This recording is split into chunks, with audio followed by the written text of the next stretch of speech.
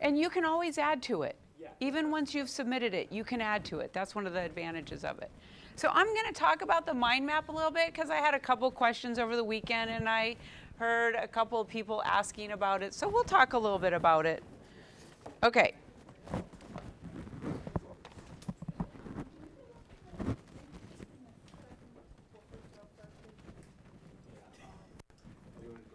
Yeah, can you sit in the front 2 rows? So when you come in, fill up the front 2 rows first, okay? Okay, so let's see. Arian, you're here. Carlton, so are you going to stay there? Yes, and then on Wednesday, does everyone understand? I want the front 2 rows filled first. Okay, got it? Got it, you two?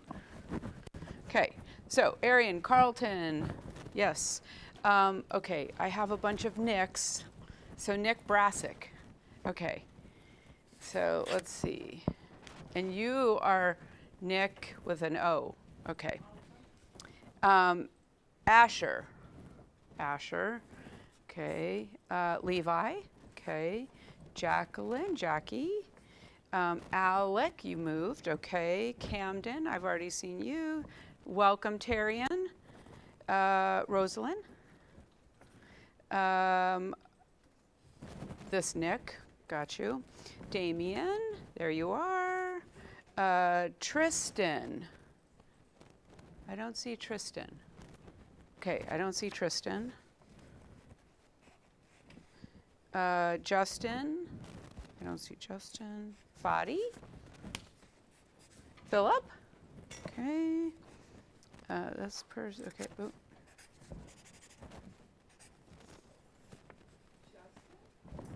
Yeah, I don't see Justin. Okay. Parker. And okay. I think that's it. Perfect. All right. Right. Yeah. He's here. He came from my other class. I will add you to my list. All right. Yeah. Yeah. So I looked at our assignments and I saw that our note cards were Yeah. So Have them ready for class on Wednesday. Right. No. So with the flashcards, again, kind of what I do, and we're going to talk about when we talk about the mind maps, okay?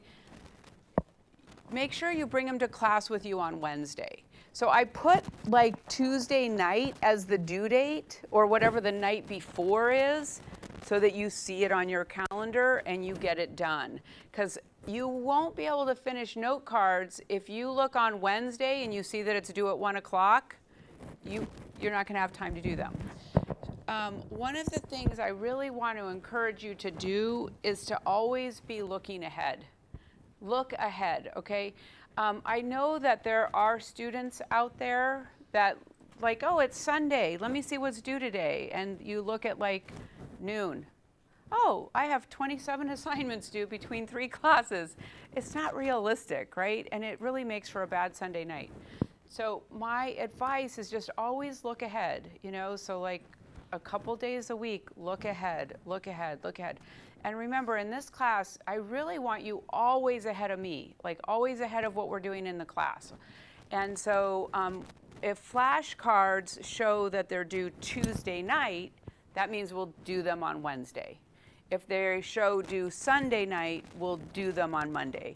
So you have a little wiggle room, but your class is at 1 o'clock, so it's not a lot of wiggle room, right? So that's why that's there. Okay, does that make sense? Yeah. And there are days when we may not actually get to doing the flashcards with where we partner up, but you'll turn them in. So you'll always turn them in, and ideally we try to get together for 10 minutes and just quiz each other on a few questions, you know, try to get our brain in the game before class, you know, before we dig in.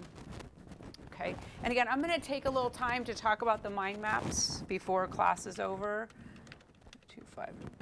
I want to do a little bit of review from last week. So let's start with Boolean. I'm going to get us into a Kahoot.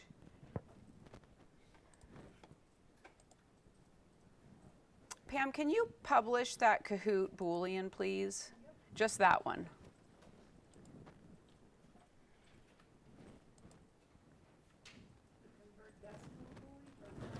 No, Boolean. Just, there should be a Kahoot Boolean. Oh, that's it. I'm sorry. Do you see it? If you don't see it, then I'll put one in there. Okay. You found it? Okay. Just publish it. Okay. All right.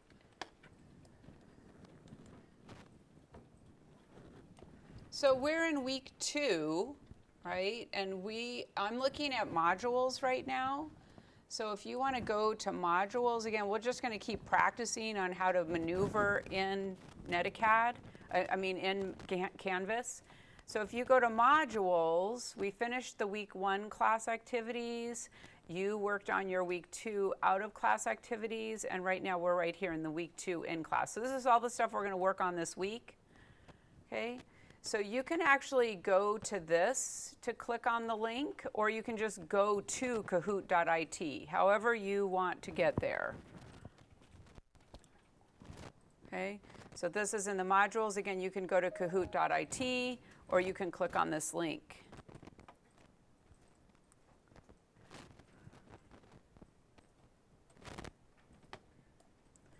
So if we're doing Boolean, a 1 and a 1 is 1, a 0 and a 1, a 0 and a 0, a 0 and a 1, a 1 and a 0, a 1 and a 1. Okay, now everybody, a 1 and a 1, a 0 and a 1, a 0 and a 0, a 1 and a 1. Good job. Oops.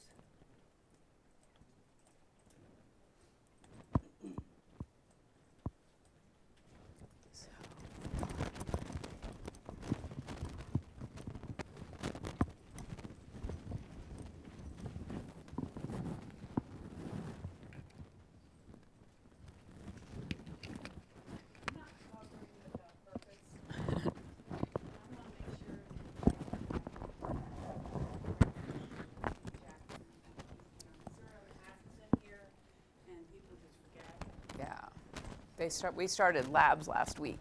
And we had a lot of people here over the weekend doing labs. All right. So I'm missing one person. Thank you. Excellent. Okay, are we ready? There's just a few quick questions. Make sure we get our brain back in the game.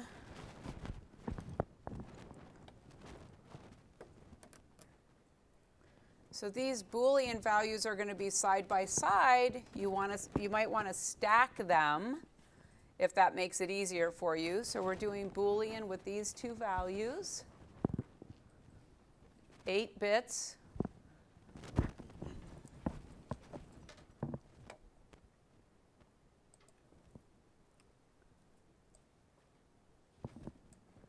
Nicely done.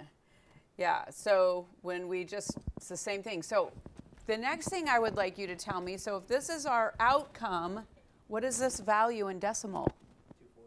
240. 240, good job, right? Remember, this is one of our easy patterns. When the first 4 bits are on, we've got 240.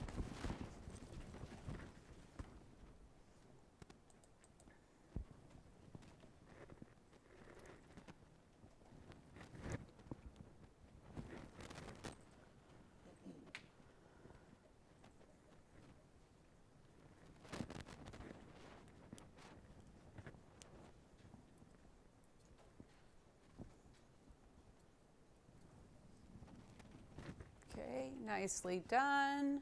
Sometimes when you're doing Boolean and you have one of the values that you're comparing where it's all ones, there's a little trick.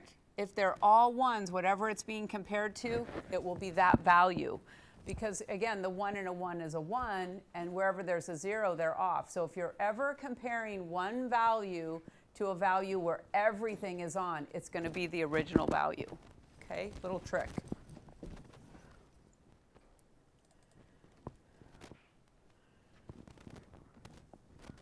a little bit more difficult.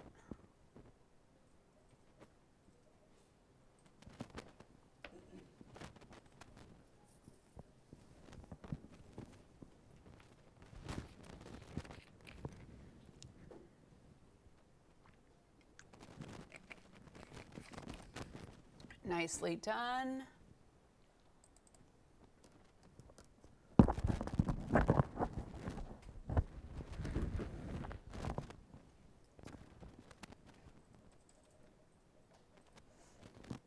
Use the trick.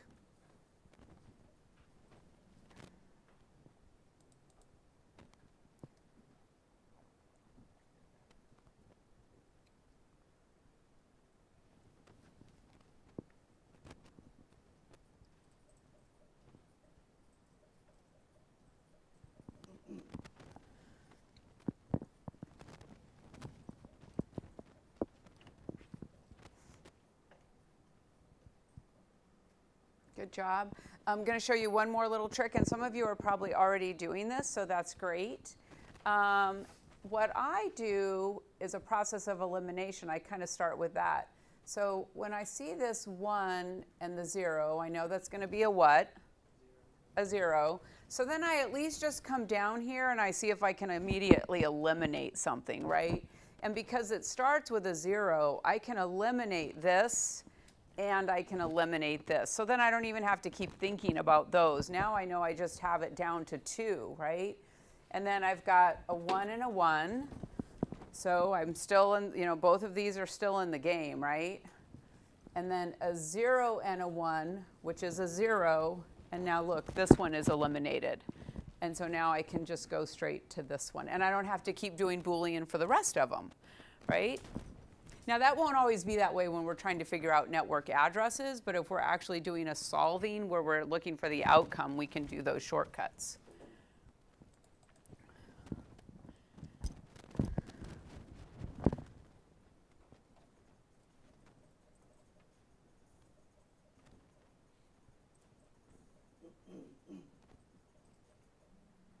Nicely done.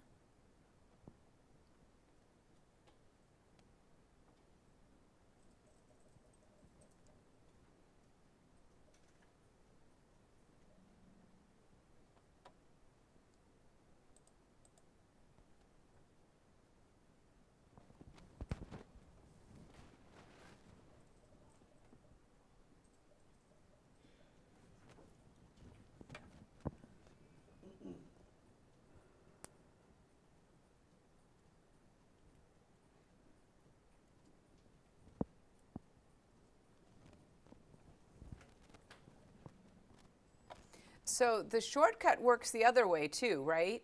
So if we know that we have all zeros, that's also going to turn everything off. So you can kind of do it shortcut both ways, if it's all ones, right, or all zeros.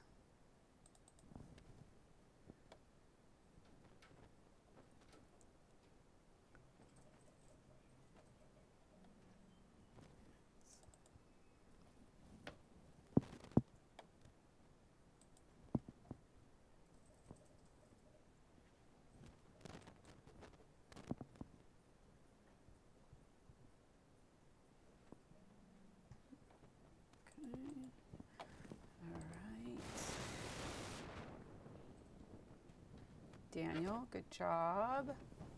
Alec, nicely done. Nick, excellent. And we've probably got a couple runners up. Good job, everybody.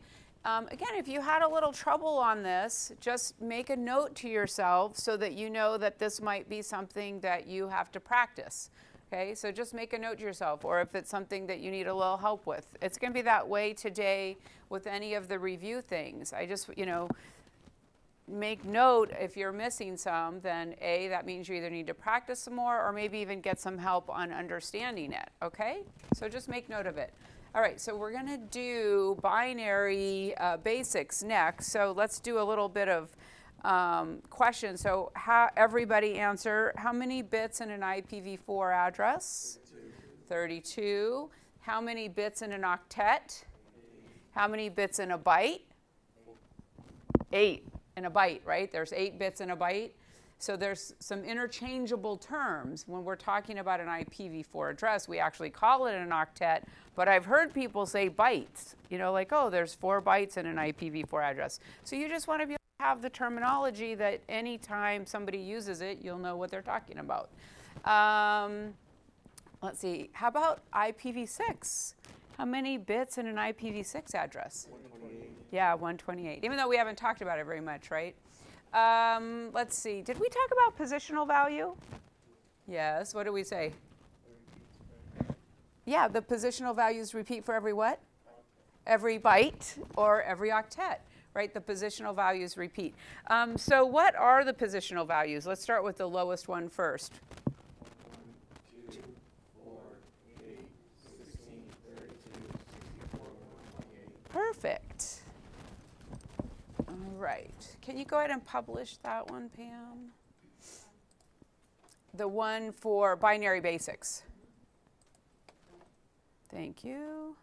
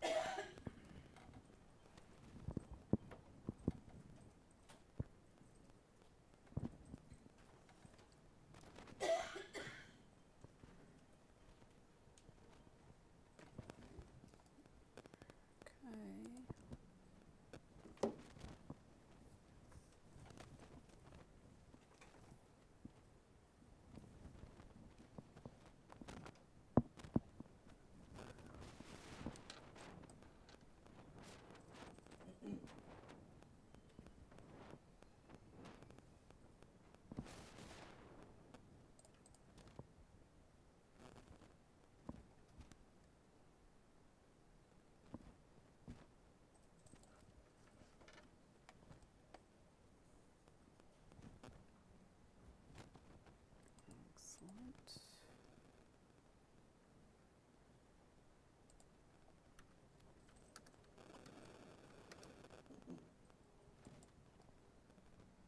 Nicely done.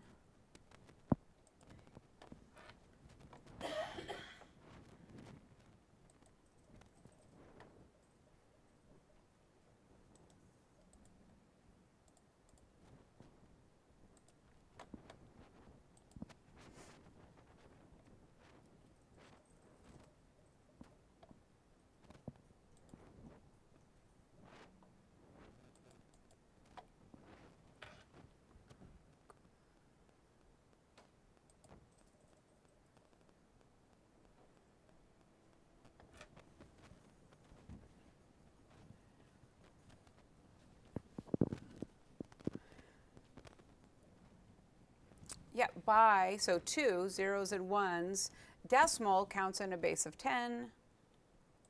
Hex counts in a base of, hexadecimal, what? 16. Hexadecimal counts in a base of 16.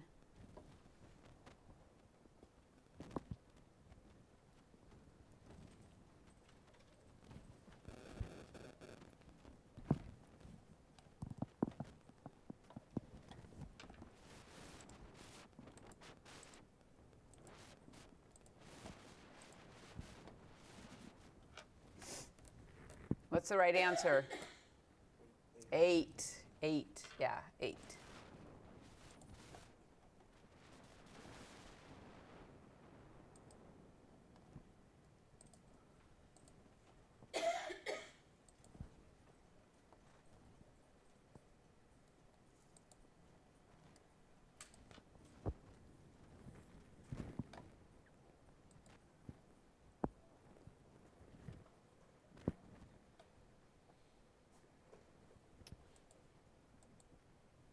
One more.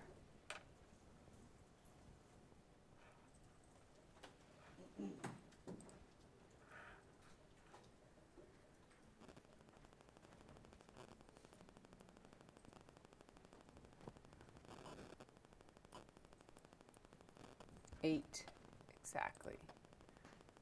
All right, let's see. Parker, nicely done. Good job, Jackie. Nick, again, good job, runners up. Camden, Fadi. So remember, Kahoot, this is just a way for us to practice, okay? I'm happy if you're in the top, that's awesome, right? But really, just work on getting them right. It doesn't matter if I don't see your name, right? This is practice. This is just practice to keep our brain in the game, start to warm it up a little bit before class. So sometimes we'll do these, sometimes we'll do something else. So I want to make sure that you feel good about what your outcome is if you're getting, like 80 to 90% of them right. So we'll do some things maybe where being at the top will be more important, but for this, just keep in mind that this is practice. Okay, this is practice. Okay, so go ahead and mark that you completed those two in class. If you refresh your screen, you're going to see the Boolean practice and the binary basics, and you can go ahead and mark that we completed that in class. So let's see. Yeah, oh, you got it. Perfect. So click Take the Quiz. And then there'll just be a question. Did you finish this in class? And you'll say yes. Okay? Yeah. You put a no on the chapter 1 by your Okay. You said it wasn't shared, but it says.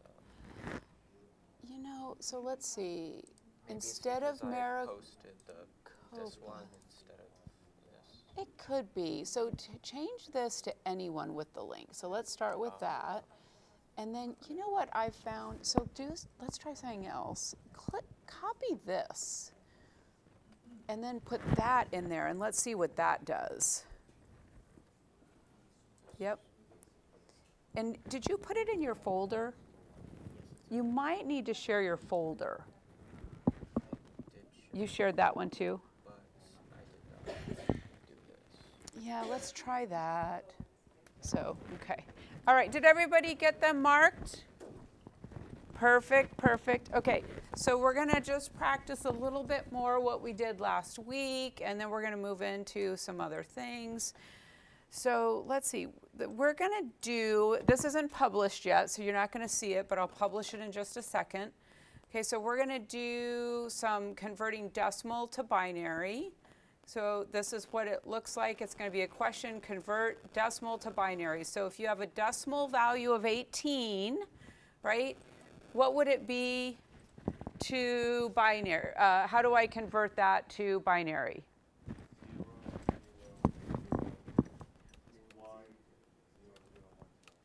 Okay, do we all agree? That looks good to me because that's 16 plus 2 is 18. Got it? Okay, so I'm going to publish this, and then let's see, this one is decimal to binary. We're also going to do a binary to decimal one, and it's going to look like this, very similar. So here's our binary. So how about this first one? So just everyone figure this one out. Don't call it out yet, but figure out the first one. Just figure it out, take a little time, figure it out. When you've got it, just pop your hand up so once most of us have it. And again, if you can do it in your head, that's awesome, but don't feel like you have to. You can write it out. And then you might want to have your easy patterns table. The easy patterns make everything easier until you really start to get to learn them. Okay. All right, if you've got it, pop your hand up so I can see. Okay. Perfect. Okay, so let's see. When I see the first 3 on, I know that that's what? 224 plus what? 8. So what's my value? What was it? Okay, 232. I thought I heard 202. All right, so I'm going to publish both of these, okay? This has one attempt on it. All right, but at the end of class, if you've missed some and you want to retake it, just remind me and I will reopen these for you to retake them. Okay?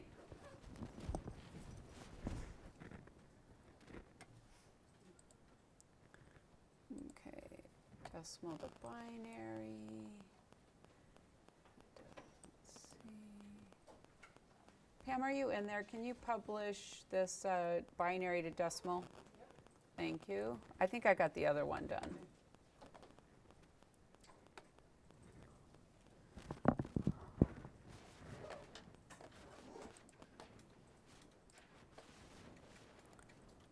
My preference is that you not use a calculator, write it out, because remember, you won't be able to use a calculator on any type of a certification exam.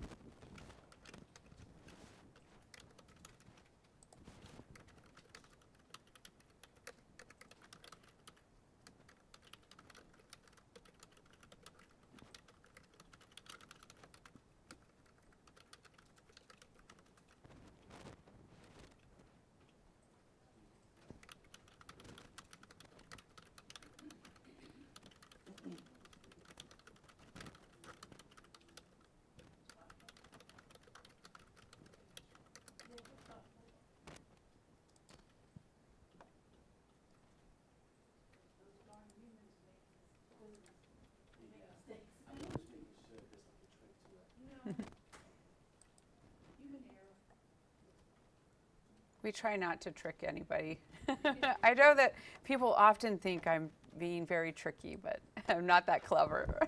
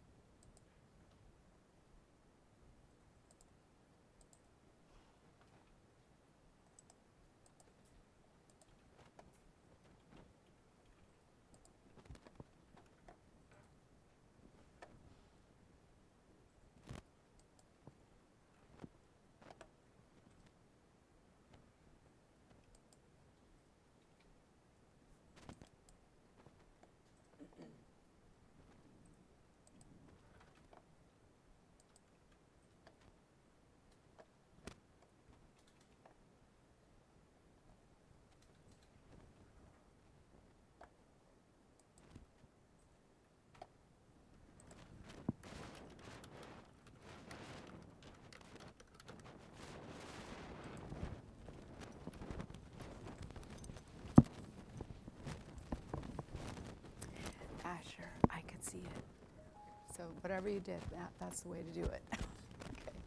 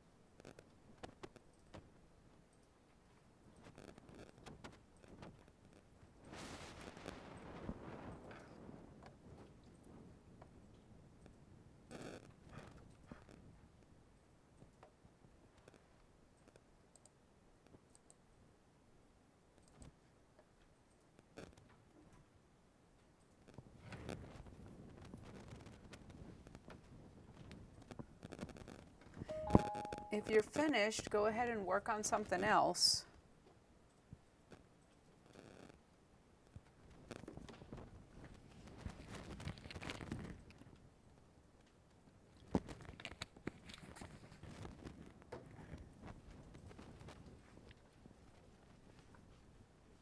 If you want me to look at anything you're working on, I can look at that.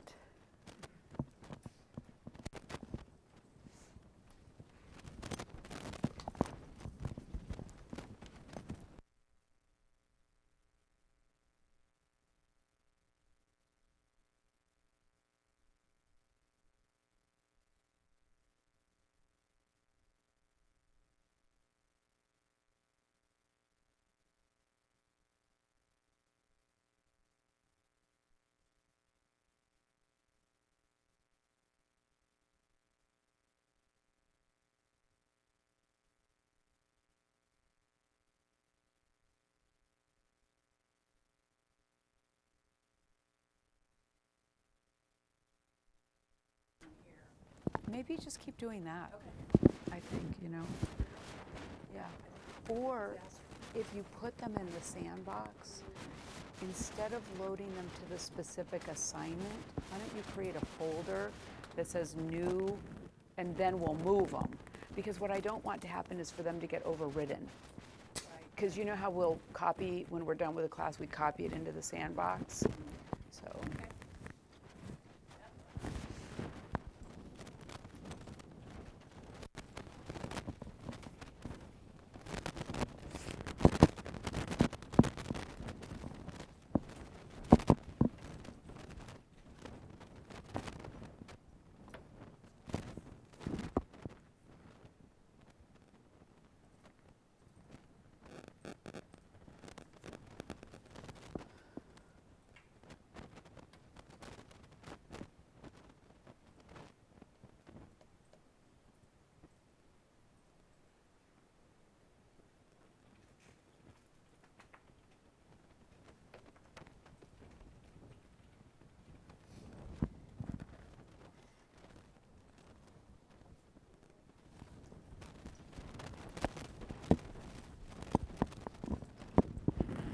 Yeah. So is there one I'm supposed to copy and that's This one. that one? Yes. That's Yep, and I can actually see how that is confusing. Those others are just examples, so then open it up. Yep, and then make yourself a copy. Yep. And then name it with the way we had talked about, yeah. Yep. Yeah. I like being able to network. Good. Right, it is fun, yes. That's a good sign, yes. Thank you. I'm glad. I know, that's my favorite part. Yeah.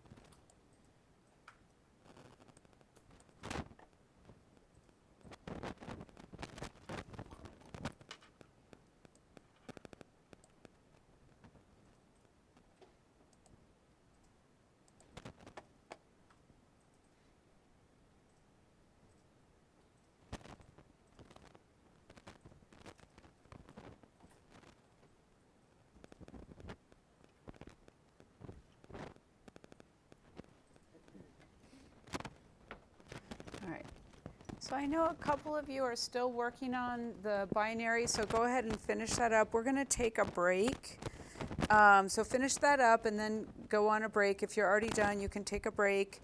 And remember, if at the end of class, if you want to retake these, because if you missed a couple, just remind me and I'll go add a couple of attempts to it, okay? Because I know sometimes you just add one little thing wrong.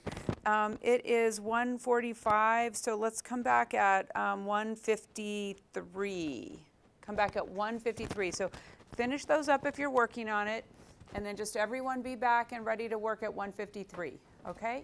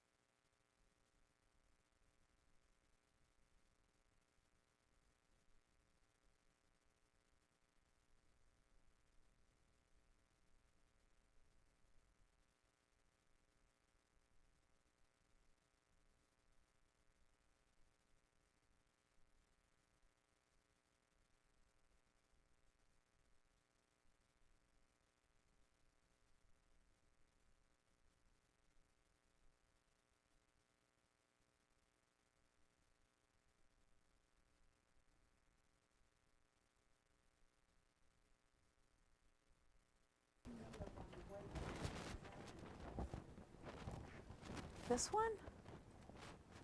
Okay. Which one? Okay.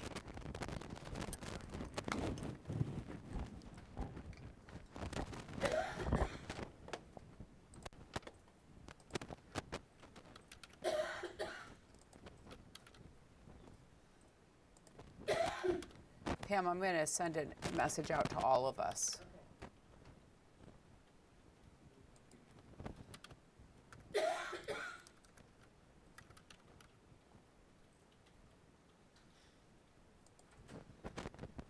Let's see.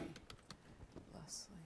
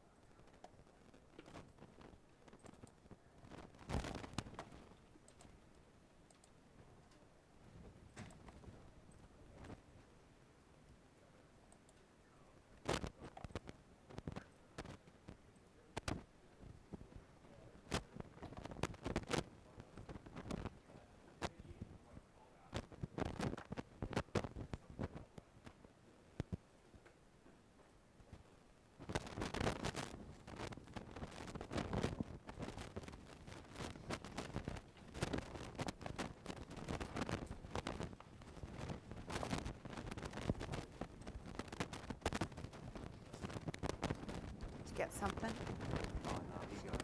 Okay. Okay, let's get started. So again, just remember, somebody remind me when class is over and I'll add some attempts to these two quizzes that we just did, no problem. So I'll add that, and because I saw a couple people have already asked, so just remind me. Okay, so I want to just kind of walk through the mind maps again, and I'm going to show you what my process is, okay? I'll show you a little, and you don't have to follow my process, right? Just you'll be able to figure out what works best for you over time. Okay, so first of all, it's really designed to go along with the reading, right? And or the videos that you're watching. You can even include class content, right?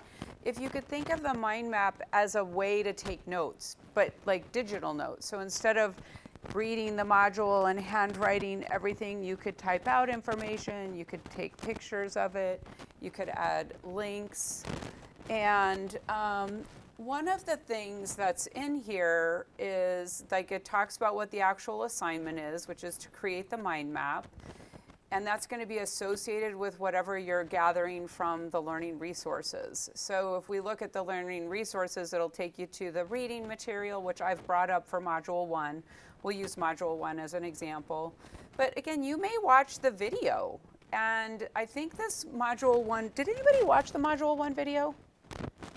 Did I hear a yes? Yeah. So it was like a little review of the whole module, right? Yeah. So you could also use that, right? You could watch that and then, oh, there's something important, pause it, add it to the mind map. Like think of it like a note-taking, repository or a place to capture information. Another thing that you might do is you could pull up the PowerPoint presentation, okay?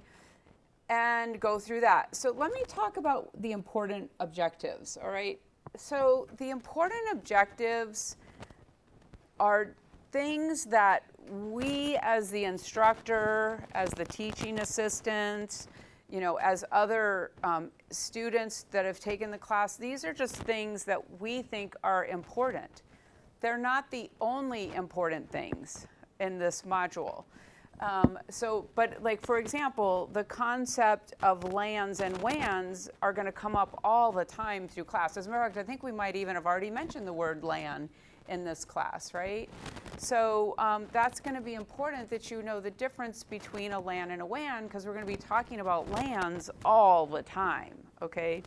So that's why that's on the list. And in Module 1, it covers the difference about LANs and WANs, okay? Another thing that is in here is this term convergence. And convergence can mean a lot of different things. Like you may have already heard that word before, but it's important to know, like, well, what does it mean as it relates to computers and as it relates to networking? So that's why that question is on here. What I've noticed is this is an entry-level class, right? So sometimes it's the very first time that a student is taking a computer class. Not always, but sometimes. So reading this book and reading this technical information is a little bit different than reading a book for fun, right? And so it's sometimes hard to know when you're first reading these types of technical books. Like, for me, it all seemed important. I'm like, well, everything is important. I could have like a whole book of notes. Again, so these are just here to kind of help you narrow down some of the things that might be important. And again, I want to stress, they are by no means the only thing. Like the modules are pretty big, right? And you may see something in there that's even more important to you because of the field that you want to go into, or maybe there's something that is interesting to you, like DSL. Maybe you have DSL at home, and it would be, and this module talks about DSL and it talks about cable. So that might be an area that you take a few more notes on because it's interesting to you, okay? So the mind maps is just use it how you want to use it. But again, you can't submit like a blank mind map to me or just put a couple words and think that I will give you full credit, because I want to know that you are in the material. I want to be able to tell that you actually did something as it relates to gathering information. Justin? So for the flashcards assignment, do we just bring in the flashcards and show them to you? That's what you're going to do. You'll bring in the flashcards, you'll turn them in, and then we're going to do them together. Okay. We're going to quiz each other. So on Wednesday, we're going to quiz each other. So my question is, in the flashcard, it says pick 20 things, write it down on them. Does it have a definition or just like anything? I'm going to give you, do you have our example ones? Okay, so we're going to show you a couple examples. So I'm going to, again, let me kind of show you my process, okay? So I've got the module up, and I'm looking at the important objectives, and I like to I'm like, okay, LANs and WANs, intermediary devices. So who can tell me what an intermediary device is? Router, switch. Okay, so a router and a switch is an intermediary device, but what is the job of an intermediary device? Okay, connectivity, yes. Yes, okay, so that's what I would add to my mind map, right? So I would add something, and I'm going to do that in a minute. I would be like, well, intermediary devices are devices such as a router and a switch, and it connects end devices.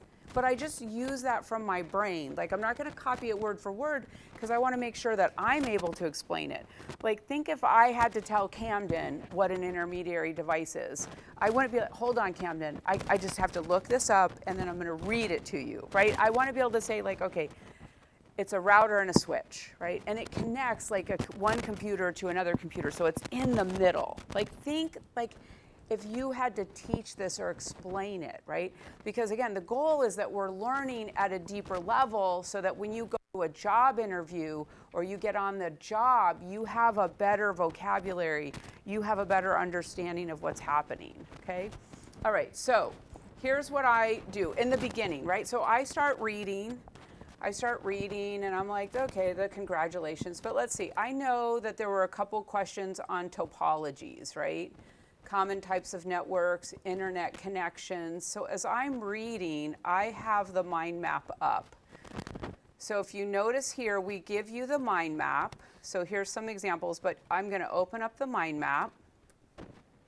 Okay, so I'm going to open up. Now, Module 1, we've got a lot done already. Okay. And remember, you've got to make a copy. Okay, so I'm going to make a copy of it. And then let's see. So it is. So notice here we already put Module 1 networking today. So you've got to put your name in there from the assignment. Okay. So if you're in the assignment, it's right here. So I'm in Module 1's Learning Resources, and down at the bottom, Mind Map Module 1.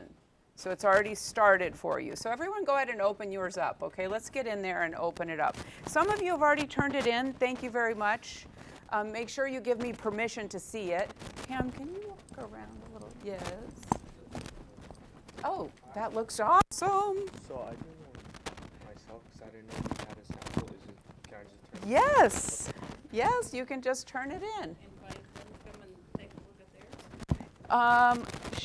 Let's have him share it with me so I can do that. Yes.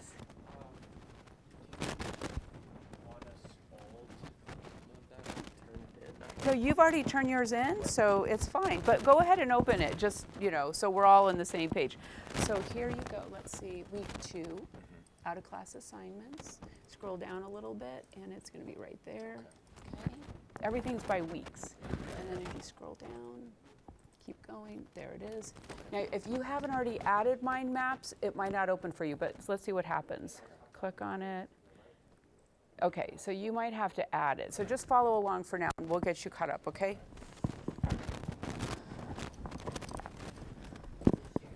Okay, so here's my mind map, and I'm going to create a copy, okay? So I'm going to open the copy. Okay. And now I'm ready to go, right? So the first thing I see here is, let's see, common types of networks, internet connections. So I want to look at this internet connections. Now, what do you notice about this word right here? Converge, right? Was that on my list? Yeah, that was on my list. Okay, so what I might want to do is go look at this and capture some information about it, right? The converging network, built 30 years ago, some classrooms were cabled, so I'm reading, you know, I'm reading it. A converged network, separate data telephone, video networks. Unlike dedicated networks, right? Unlike dedicated, converged networks are capable of delivering data, voice, video between many different types of devices over the same network and infrastructure. This network infrastructure uses the same set of rules, agreements, and implementation standards. Converged data networks carry multiple services on one network. So I've read that. I know it was on the important objectives. I find that interesting, something I might get quizzed on, tested on. So I'm going to make a note about it. Okay. Now again, it might already be on this one. I don't really remember, but I can just start a new one. So I'm going to come over here. And I'm going to type converged, right, networks, right, or convergence. That's the way it was there. And then I've got a couple of options. What I like to do, Okay, what I like to do is I like to add a note. Okay, so what I like to do is I like to add a note right there. So notice where it says converged networks down at the bottom.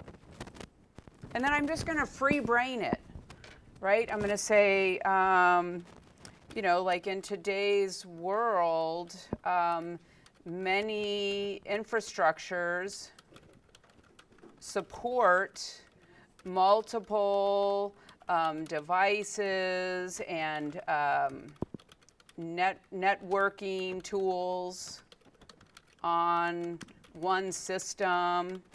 Example, you know, VoIP, internet, security systems, cameras. You see how I'm like, what do I recall about that?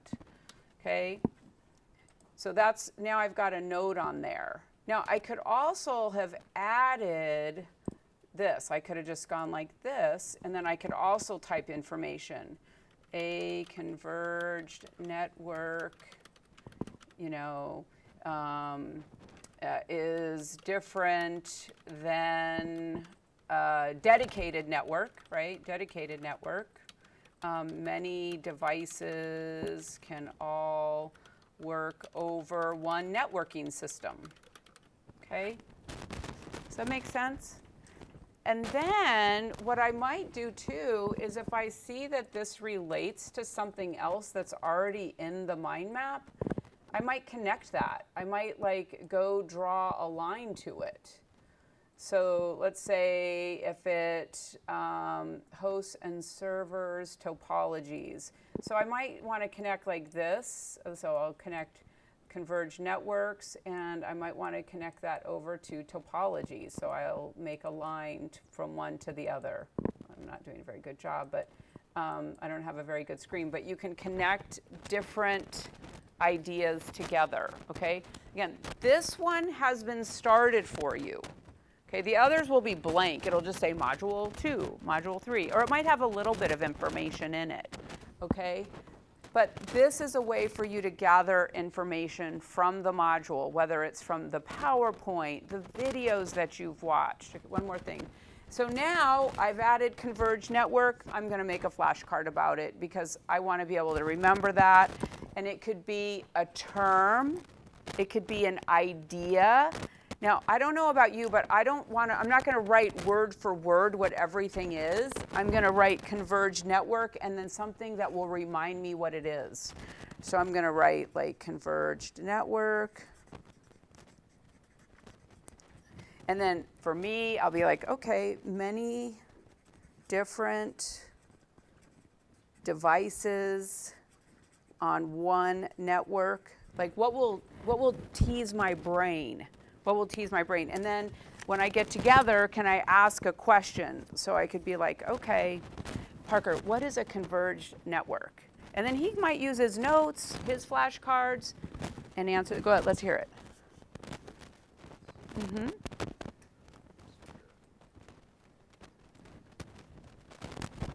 Let's see, I think I have it up there.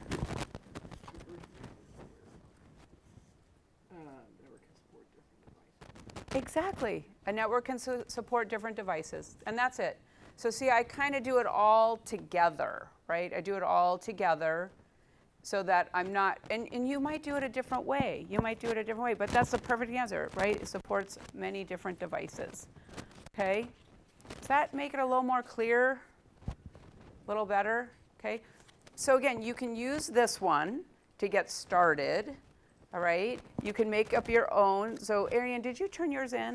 Not yet. Can you turn yours in so I can show people yours? Pam, can you make sure you allow the permissions?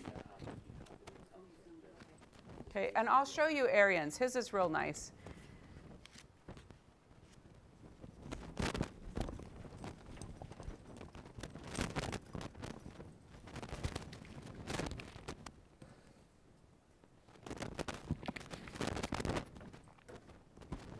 And this one's real text heavy. I'm going to show you some other examples too. I have one of my 150 students now who is in 160, and she puts pictures in there. Like, she makes like amazing mind maps. Yes, Levi. Is it okay though if it's more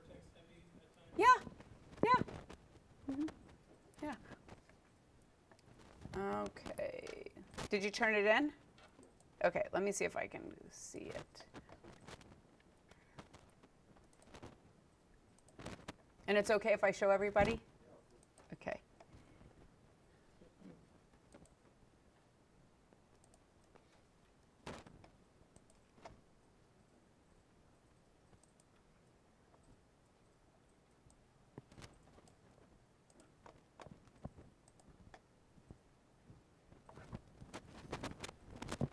Okay, so you've got the module 1, and Arian actually created his own, so he didn't use the one that had already been started. Again, however you want to do it is fine. So module 1, networks, and then see how he also changed the design, right? He did a top-down, providing resources in a network, clients, servers, and then he's got a note here, so I can come over here and see what he wrote about servers. Servers are computers which with their software send clients information. They also store information. Very nice, right? And end devices, what are end devices? So he's added some notes, he's connected some different ideas. I've got a nice picture in here of the different representation of what some of these devices look like. Oh, this is nice. So we've got fiber optic for we've got the LAN, we've got wireless devices. So here's again just an idea of a different way and the way it might look if you do a top-down, right? And so, very nice. More devices. One of the reasons Module 1 goes over the depiction of these devices is because as we do labs, we're going to be seeing all of these devices. So it's important to be able to know, well, what does a switch look like in the way that it depicts in the lab? What does a router look like? What does an end device look like? Okay, so that looks very nice. And let's see, intranet, again, we've got some definition in here. So if he wanted to, today, if we're talking about things, you could just pull this up and add more information. So I have a couple of students in my 150 class who, again, I don't have access to his right now, but if we're taking notes, they'll just go add a note and say notes from class, and then take all their notes from class, okay? And let's see, let's look at one of these others. This is an example of one of my 150 students. Okay, so again, here's one that's got a picture, but it's a little, there's text in here. We've got some notes. Remember to add the default gateway command. So here they're saying need to set up SVI to remotely manage switches, and then they're giving the commands of how to do that. Dual stack. Most routers can accommodate IPv4 and IPv6. Add the IPv6 unicast routing command. So see how it's like kind of in their own words. They're not necessarily copying and pasting from the book. Again, you can do that, but remember your brain's more likely to remember it if you put it in your brain's words, right? Let's see. Switches. Remember to add the default gateway command, and again, and then there's a note. So let's see, let me look at one of the others, mind map 3. I think this is oh, that's the same mind map. Let's see, mind map has been started for you. So that's a 150 one. Let's look at this first one, module objectives.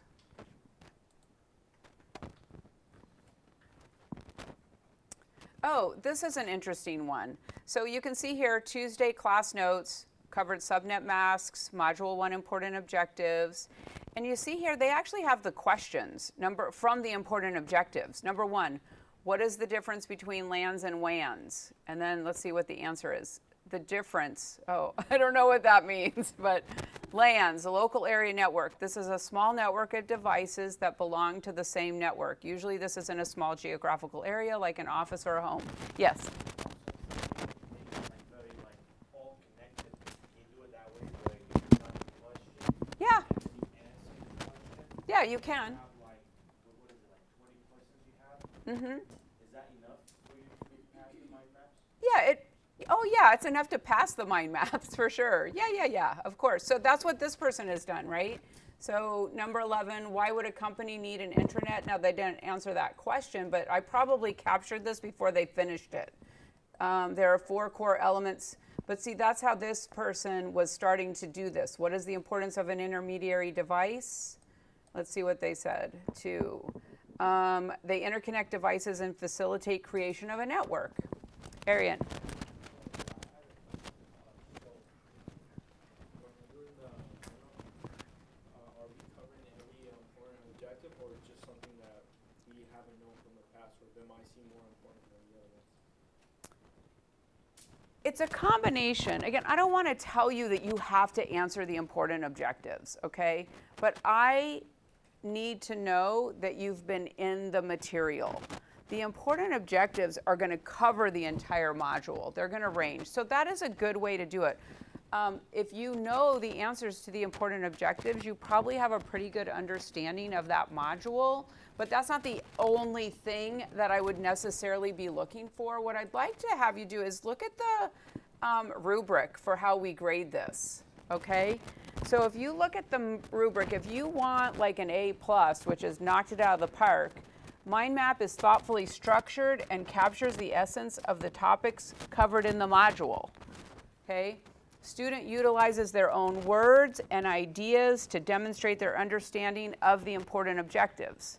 So are you demonstrating that you understand the important objectives? The mind map demonstrates creativity through the use of colors, images, and layout. So if you want, like, if you're an A chaser, you know, you're an A+ chaser, you got to knock it out of the park, okay? A, mind map is thoughtfully structured, captures essence, blah, blah, blah, utilizes words, ideas. The mind map demonstrates creativity through the use of some colors and images and layouts, okay?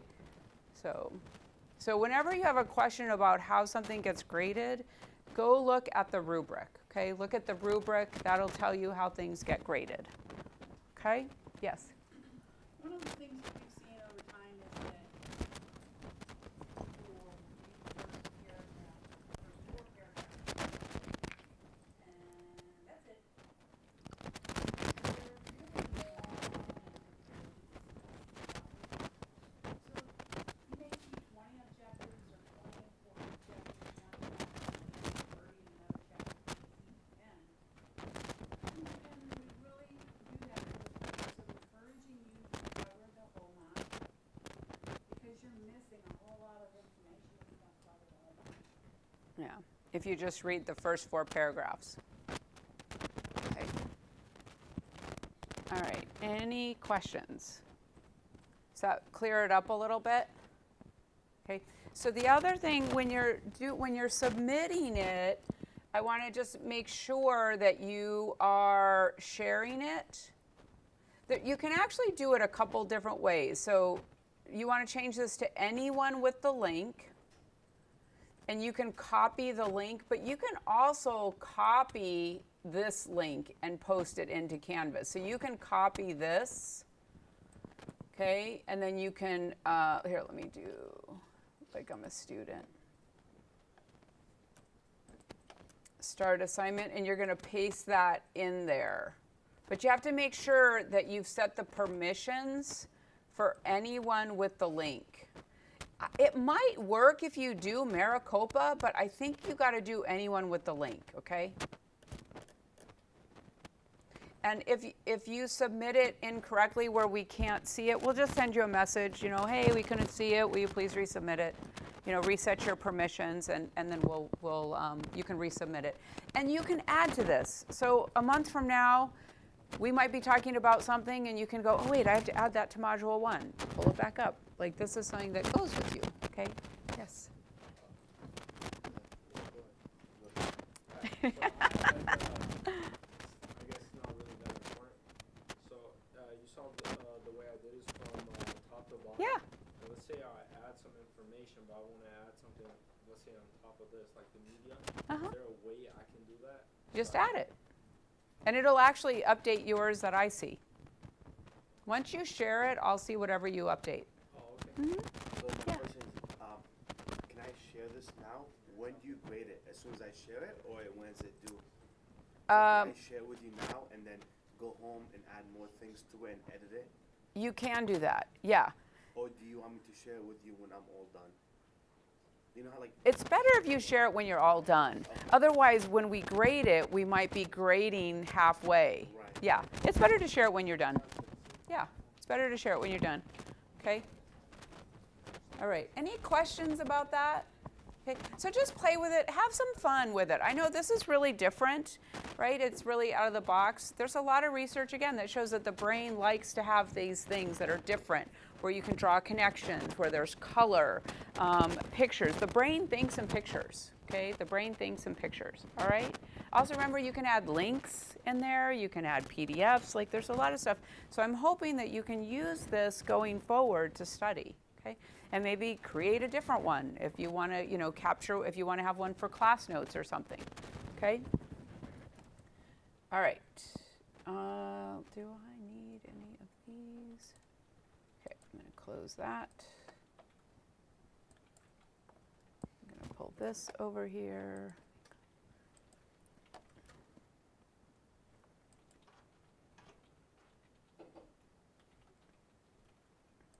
Okay, I'm going to publish something. I just published something called More Binary Practice Ideas. So in your week 2 in-class activities, if you would just refresh your screen, you will find this More Binary Practice Ideas.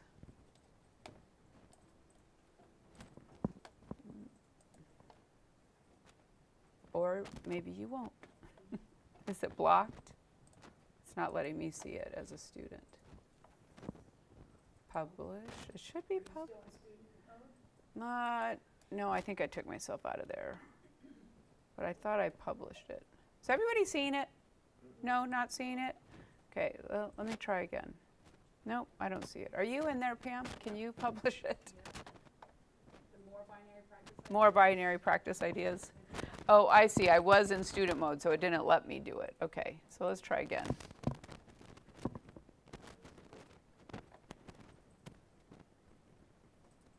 Okay. A couple weeks ago, I met with Brian Darby, who is part of the iMasons chapter. He's president or vice president of the iMasons. The iMasons is a consortium of data center, a data center network. Okay, so I don't know if you know, but about 17 data centers are being built in Arizona right now. QTS is finishing up. It's at 40th Street and McDowell, approximately. So for data centers, they're looking for CCNAs. Usually their pay starts around $65,000 to $70,000 a year, depending upon your education, if you have any experience. And they want people with CCNAs. And we were visiting, and I'm like, hey, what kind of stuff do you want them to know? And he's like, everyone needs to know how to find a network address. I'm like, I got you. We'll get that done. Okay, so we're going to keep talking about network addressing. And network addressing is something that you can do on a calculator. It's just a little bit quicker and easier, and you look smarter when you can do it. Just, like, oh, let me figure that out. Okay, here it is. Okay, that's why one of the reasons we just keep practicing this. As a network administrator, you'll be using binary all the time, network addressing all the time, and things like that. So we're going to keep practicing that this week and next week, and then, well, really through the whole semester. But one of the things that I did to get good at binary is I just kept practicing, and I might already have shared with you. It's like as I'm driving, if I see something, I'll be like, oh, like I see the word exit, E. What's E in hexadecimal? Oh, it's 1110. Like I just quiz myself all the time. Oh, the speed limit is 65 miles an hour. What is that? That's 01000001. Oh, the speed limit is 75 miles an hour. Okay, what is that? Oh, that's going to be 01001011. I just practice. I just practice. I just practice. So I'd like to encourage you to just practice, make a game out of it, start to make it fun. And there's a lot of different things that you can do. So you might have noticed in Module 5, they had a link for the binary game for the Cisco version of it. So you can find that here. Let's see if it'll take me there. There we go. Play the binary game, okay? So you can play the binary game, that's one. Also, there are a variety of different mobile binary games. I use this one called Binary Practice the most. You can find it in your Play Store, your Google Play Store. I don't know if it's on an Apple phone because I don't have an Apple, I have an Android, but I would assume so.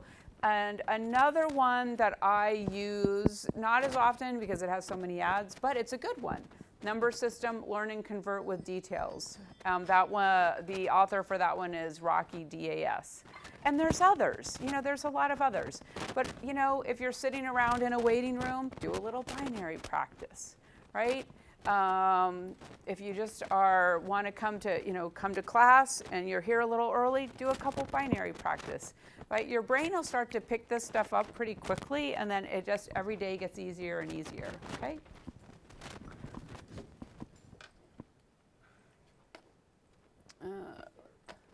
What's that? No, I just wanted to show you where it was.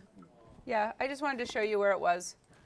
Okay, so we are going to start talking about subnet masks. Because that's the next thing for us to do is we want to start moving into network addressing. Who watched the videos? There was a lot of videos, I know. Just keep plugging away. So videos, yeah. So how does everyone feel like about finding the actual network address? So the MAC address? It wasn't that bad. You're right. It's not that bad, right? It's not that bad. So we're going to take the IPv4 address. We're going to take the subnet mask. We're going to find the network address. Okay, so let's make sure we've got a good grasp of the subnet mask. So first of all, where can I find the subnet mask? ipconfig, right? So let's everybody go ahead and find that. I'm going to pull up something here. So open up your command prompt. So you could go to the Windows screen down in the bottom left corner. And if you type in CMD, that'll pull up your command prompt. Looks like this. So down in the bottom left-hand corner, make sure that your neighbor to your left and to your right knows how to pull it up. And if not, help them. Let's see, what am I looking for? I am looking for.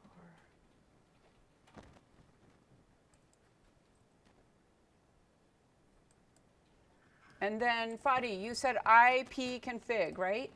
Yeah. So ipconfig, ipconfig. Okay.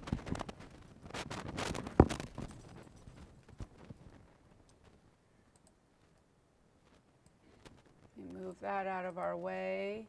All right, so right here, we have, everyone find your IPv4 address. Okay, so mine is 10.204.68.96. Does anyone else have that exact address? No. Would anyone else have that exact address? They shouldn't, right? They shouldn't, because the host address or the IP address for each end device needs to be different. Everyone has to have a unique one. Kind of like our cell phone or our actual address, we need to have a unique address. How about this last number, though? This is where everybody should have a different one. We most likely all have 10.204.68. Does everyone have that? But then the 96, that's the host. So remember, every host has to be different, right? Different. But we're on the same network. We're on the same network, okay? We're on the same local area network, the same LAN. And that's why we share the first 3 octets, because we are on the same local area network, okay? We're on the same local area network. Next, we see the subnet mask. Okay, so 255.255.254.0. If you have that, raise your hand. 255.255.254. Yeah, we're probably all there because we're all in the same network. Okay, and then lastly, we've got this default gateway 10.204.68.1. Raise your hand if that's what you have. We should all have our hand up. Right, so we all have the same default gateway. But notice we don't see what network address it is. Right, we don't see the network address. And the reason is because the end devices take their own IPv4 address and they take their own subnet mask and they figure out what their network address is. And that's what we're going to do. We want to know what our network address is, okay? And this is important for a lot of troubleshooting. If a device can't get onto a network, we have to make sure it's on the right network, that it actually is where it belongs. So today we're going to talk mostly about subnet masks. And a subnet mask looks a lot like an IPv4 address, but it's not really an IPv4 address. It's a subnet mask. It's different. But it looks like an IPv4 address. Okay? If you could think of it as an indicator, like it indicates which of these bits is in the network. So we use the subnet mask to indicate which of these bits belong to our network. Now we bit it out the exact same way. So 255, how do I write 255? All on, right? So I would write this as all on. And then we've got another 255. And then 254. Somebody? Yep. Yes, we're going to do that one too, right? And then we've got the 0. Oops, 0. Okay, and so who said that? Fadi? /23. So can you explain what is a /23? Yeah. So the slash notation, that's just another way to refer to our subnet mask, right? That was in the video.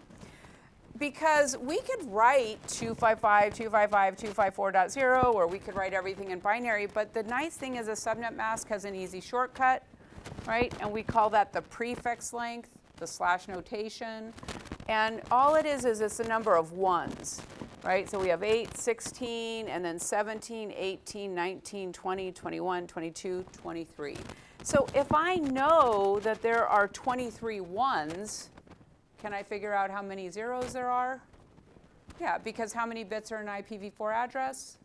32. So if I know that, I can tell, well, okay, if there's 23 ones, then I know that there are 9 zeros, right? Okay, what do the ones represent? What do the ones represent? Yeah, Nick, they represent network bits. They represent network bits. Okay, and what do these zeros represent? Exactly, they represent host bits, right? So we use these to tell us what part of this address is the network, and we use these to tell us what part of this address is the host, okay? Now the subnet mask can tell us a lot of stuff. Levi. So should the corresponding network bit in our IPv4 address be the same up until it reaches host bit? Yes, yes, that's exactly right. Say that again. The network, the corresponding network bits. In our address should be the same up until. Exactly, and that's where it starts to change. Like the 10204 should be the same. Yep. The 10 will be the same, the 204 will be the same, and the 68 will be the same. But over here is when things begin to flip-flop. So 68 could be a 69. it could be. Yes, yes, yes, yes, exactly right. Okay. So, oh wait, could it be a 69? No, it couldn't be a 69. Yes, it can be a 69 because if we turn that bit on for our host, right? Yes. Yeah, you're exactly right. It can be a 69. So one way to think about network bits is they don't change. They stay the same. Once they're set, they stay the same. Now later we're going to learn how to change them, but they stay the same. And then just like Levi said, these guys, we can flip-flop them so that each of these can have a unique address, right? We can flip-flop them. So like mine is 96, right? So what that means is it looks like this. Okay? It looks like that. Now, I can flip-flop this to come up with a totally different address, right? So what would this one be? 96 plus 4 would be 100. Does anyone have the 100 address out there? Nobody has the 100? Okay. Give me your address, Asher. So it's going to be 10, 204, 68, 46. Okay, 46. Terrian, what's yours? 1. Dot 1.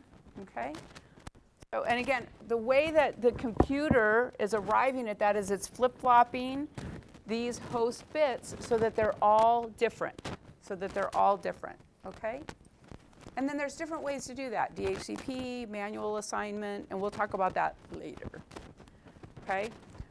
Okay, so let's see. If I know that the subnet mask prefix length is a /20, can you convert that into the actual decimal value of the subnet mask?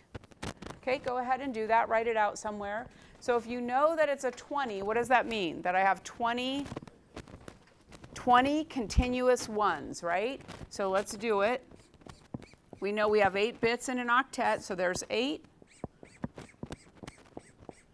16, 17, 18, 19, 20. What are the rest? Zeros.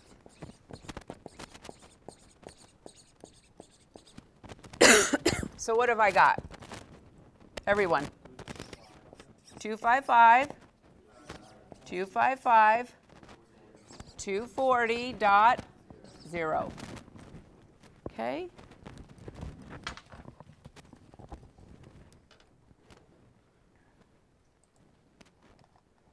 We're going to do a couple practice ones.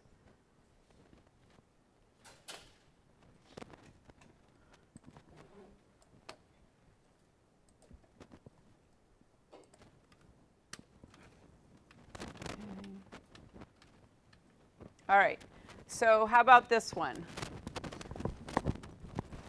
So go ahead and on your piece of paper or on your notepad, tell me what the prefix length is for this. So just write it out for all 3. Yep, do all 3.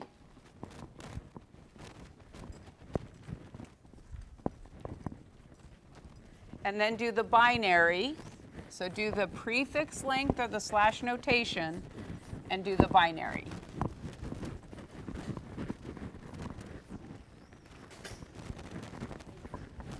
Thanks. I think I need to order some.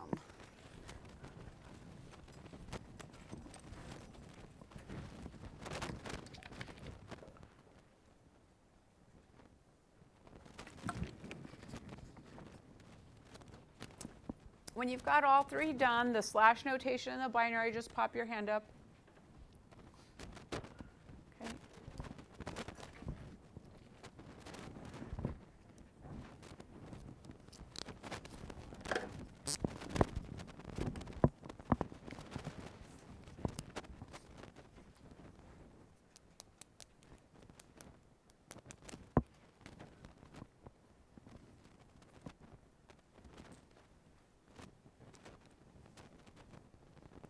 And if you can do them in your head, that's awesome.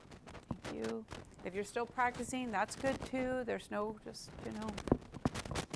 when in doubt, just bid it out. Thank you.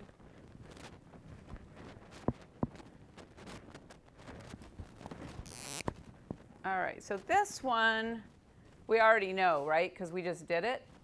So what is it? 23, right? Okay, so how about this one?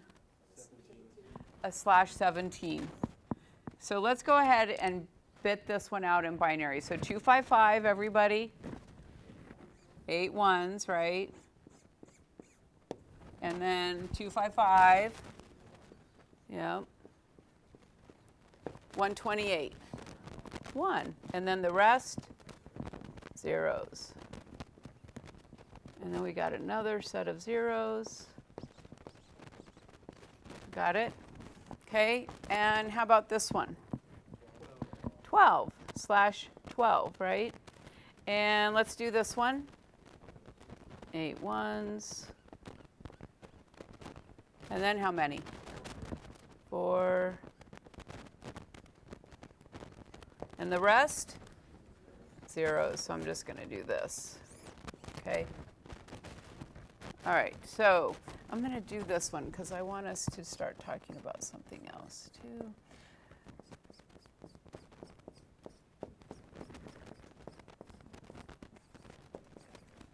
Okay, so the next thing I want to add something onto this, okay? I want to add something onto this. So whenever we're doing this, I want you to start thinking about what octet is the last network bit in. So what octet is the last network bit in? Okay, so right here, which octet is the last network bit in? right? It's in the third one. It's right here. It's this guy, right? Okay, how about the second one? Where is the last network bit? Third, also the third. Okay, and it's right here, right? And this one, second. Okay, and that's this one is the last network bit. So why is the last network bit important? It's the magic number, right? It's the magic number. Who can tell me something else about it? Yeah. Yes. Do you know what that means? Can you add to that? Yeah, like, so the number, let's say it finished in the fourth slot, that means it's an increment of 16. Yes, good job, good job. Okay, so we want to start noticing in all of these what octet the last network bit is in, because that network bit is important to us. Okay, again, it's not going to be maybe important today, but if you've already watched some of the videos, you'll start to see why. We need to use that network bit to figure out the next networks. So we're going to start using these numbers and using these bits, okay?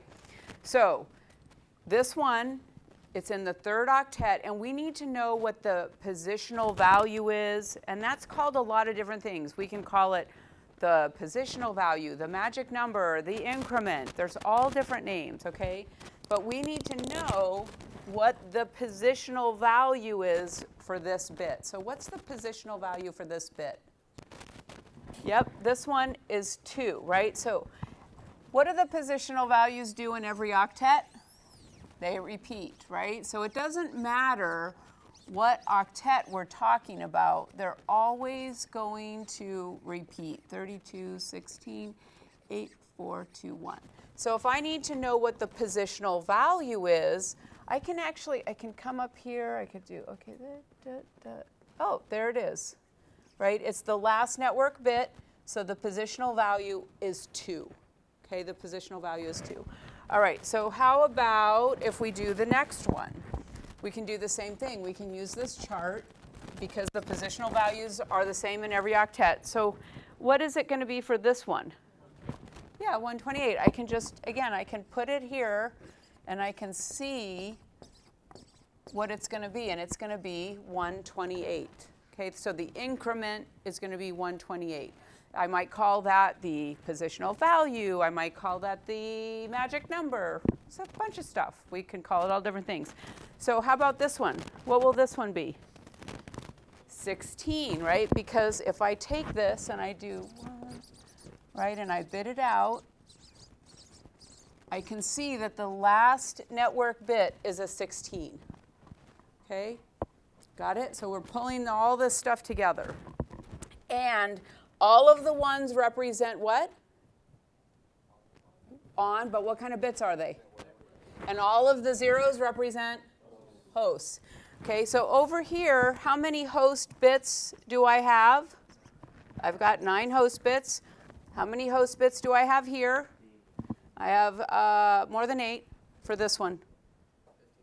15, right? I have 8, 9, 10, 11, 12, 13, 14, 15. I have 15 host bits. How about for this one? I got 20 host bits, okay? So again, all these numbers are going to become important, and we're going to start putting this all together, okay? So again, we're dealing in binary, so we only have 2 values, 1s and 0s, right? So this could either be a 0 or a 1, right? So we're going to use this to determine how many hosts a subnet can give us. Okay, we're going to use this to determine how many hosts a subnet can give us. Now the math is fairly easy, but we're going to make it even easier, okay? So since it's binary, this would be 2 raised to the power of 9. Okay, so what is 2 raised to the power of 9? I think it's 512. Is it 512? It's 512. Yeah, I think that's for a /24. Yeah, 512. How about 2 to the power of 15? That's a bigger number, right? Go ahead and use your calculator for that. What is it? 32,000. 768. Okay, now this is an even bigger number. Does someone have a calculator? They could do 2 raised to the power of 20. It's like 1,048,000 something. I can't do that on my head. Can someone do it on a calculator?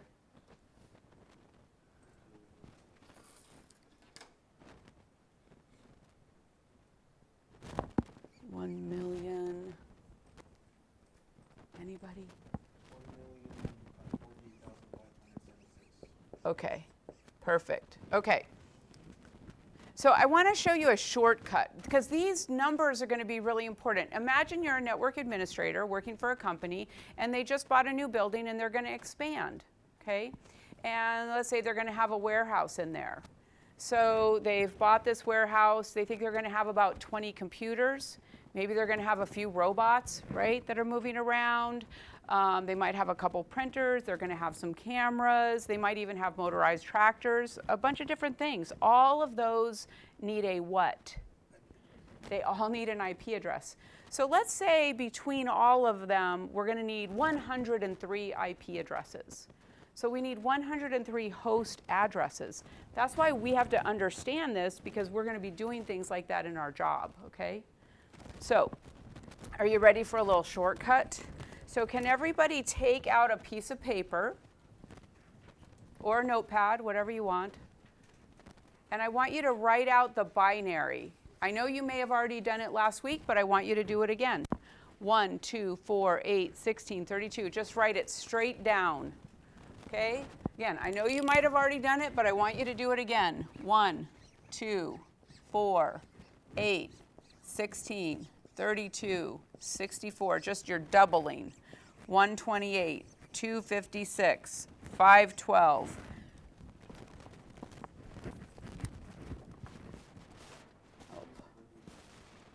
Stop at 32,768.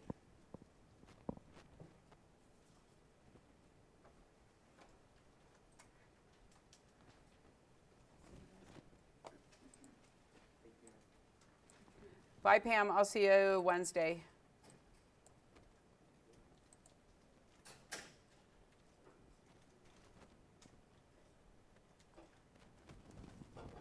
Okay, so just straight down.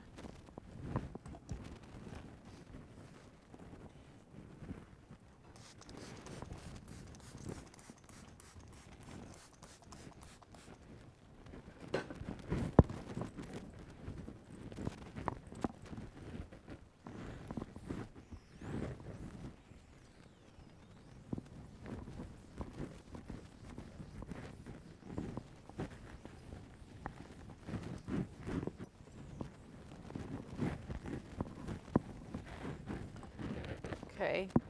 The next thing is I want you to add something to this, okay?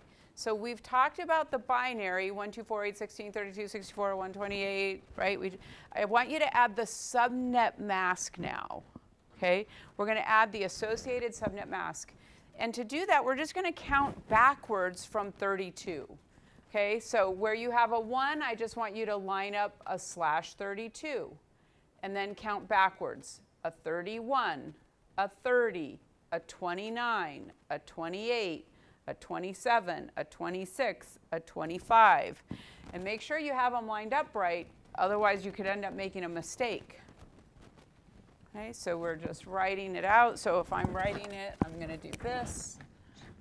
32, 31, 30, 29, 28, 27, 26, 25, 24, 23,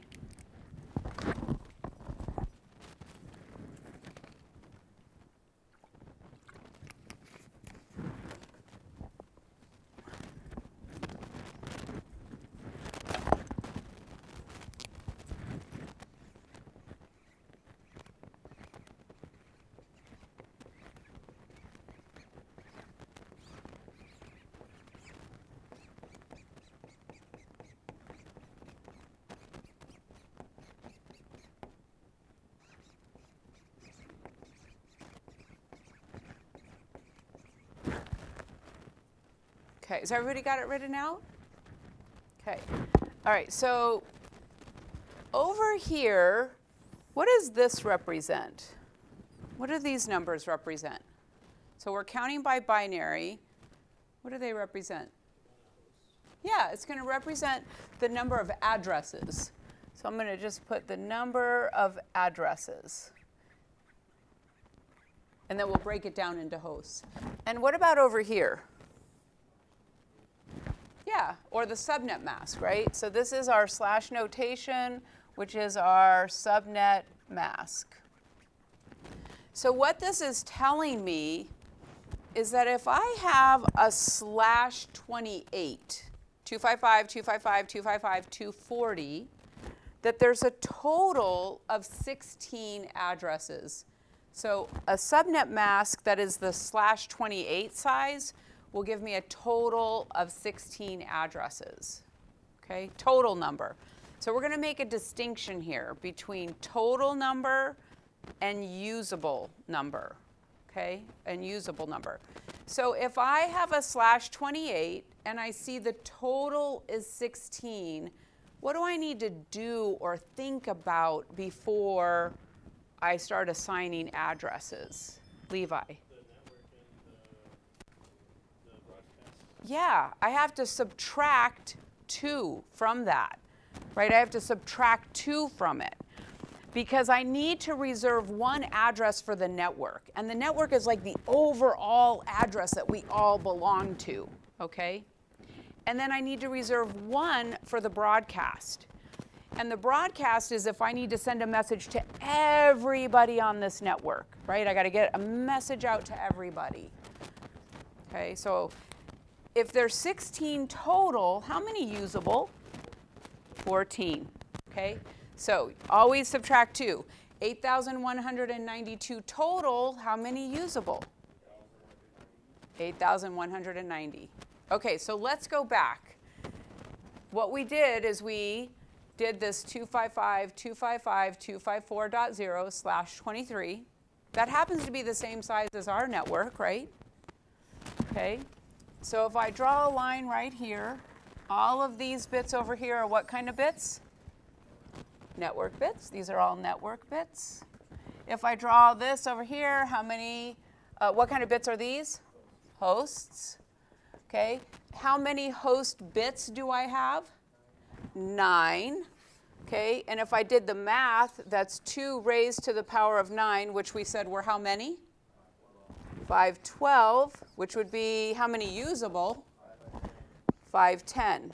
Okay, so let's see if we have a shortcut. So I know that a slash 23, I can just come over here, I could say, oh, slash 23. 512 total, 510 usable. So what if you see a network that is a slash 20? How many total? 490. How many total? 96. Total, 4,096. How many usable? 94, right? So see, it's a little bit easier to use this than doing the math, right? It's doing the math for us. Okay, so what if I have a slash 25? How many total? 128. How many usable? 126. Okay, so this is how we're going to use this. Okay, so this is how we're going to use this. All right, so let's do a couple practice. Hi, Viviana.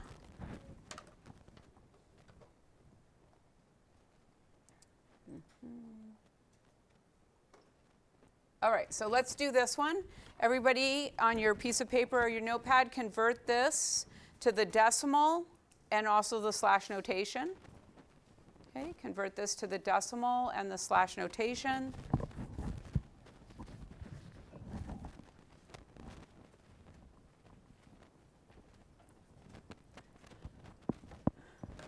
Hey, Viviana, on Friday, could you get into the VM? Oh, that's right. Will you check today?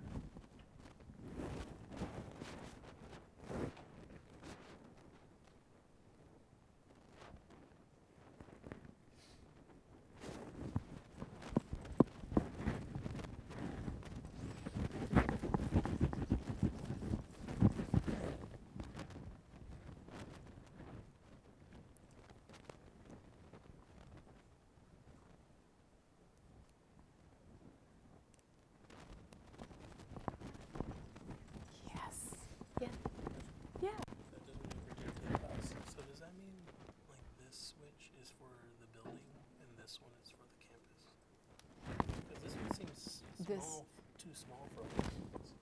we're going to learn more about that. So this is for the GCC domain, and this is actually our Cisco domain in there. Cisco's huge. Yes and no. Oh, It is, but it's just because it's random. These are private addresses, so we don't really care. not like usable addresses. is what you mean. They're not usable on the internet. Yeah. Yeah, they're only usable. contained for Yeah, purposes. yeah. So, and that's why they're so small on the GCC, because it's just for a certain number of classrooms. Yeah, good catch. Good catch. Okay, so let's see. Decimal. Let's do the decimal first. What is it? 255, 255, 248. Okay, so everybody, it's a slash what? Okay, so it's a slash 21. Let's do this one. 250, everybody. Okay. 192. And it's a slash 18, okay. This one, 255, 252, 0, 0, slash, what is it? Okay, 14. Okay, so let's see, what octet are we in?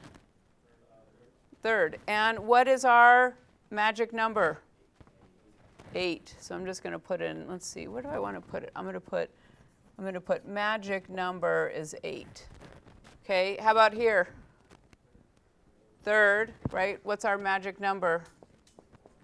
What is it, everybody? 64. So it's in the 64th position, right? Okay, how about this one? Second octet, what's our magic number? 4, right? It's in the 4th positional value. Okay, so our magic number is 4. How many host bits? How many host bits? 11, right? 8, 9, 10, 11. Okay, how many host bits? 14. How many host bits? 18. Okay, so let's see, if we have a slash 21, how many total addresses for a slash 21? How many? Okay, so total 2048. How many usable? 2046. Okay, so let's see, we have a slash 18. How many total?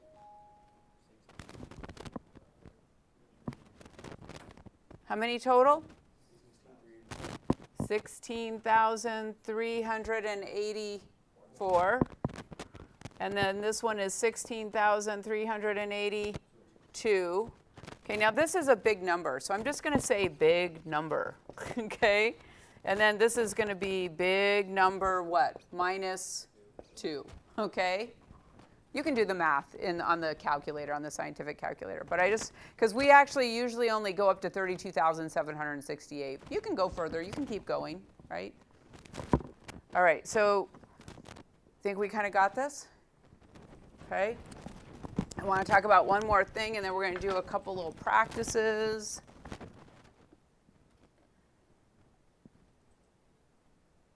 Network. The positional values do what? They repeat. Okay, so I want to look at these. Okay, so if we look here, we've got 255, 255, 255.0, and then 255, 255.0.0, and then 255.0.0.0. So what is that called when we have the network bits and the host bits right on that octet change? What is that called? I don't know if the video talked about it or not. So that's called the octet boundary. So write that down. It's the octet boundary. So it means that the network bits and the host bits change right there on the boundary. Okay, that's not like in the middle. It's in the octet boundary. Okay, that's called the octet boundary when it's changing right there.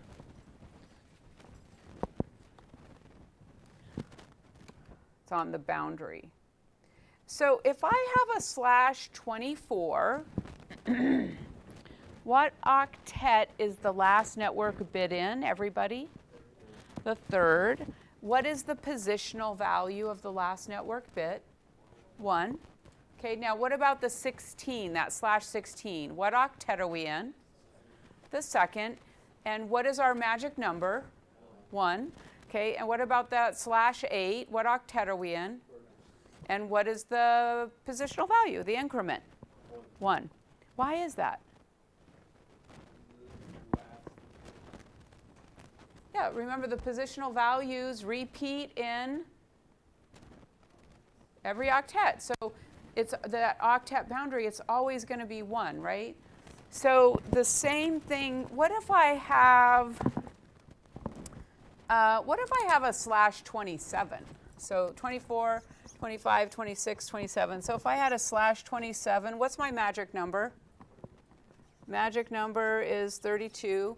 Okay, what if I had a /19? What is the magic number? So a /19, 16, 17, 18, 19. What's the magic number? 32. Okay, and what if I had a let's see, 11, 8, 9, 10, 11. What is the magic number? 32. Okay, so I just want you to see the positional values repeat, but the bigger the number, the smaller the number of what? Hosts, right? The smaller the number of hosts. So if you have a small network, maybe you have a little, business office and you've got a couple different locations and you only have 5 employees in each, you don't need to have a big subnet mask. But what if you have a really big business? You might need a smaller subnet mask. So I want you to see that the smaller the number, the more the hosts, okay? Now we're going to learn how to start manipulating some of this stuff as well. Okay, we're going to learn how to manipulate some of this. All right, are we ready to practice? Yes, Andrea, we're ready to practice. Are we ready to practice? Thank you. This is a participation class. Let me see, what do I have for us to practice? Oh, we'll do this first.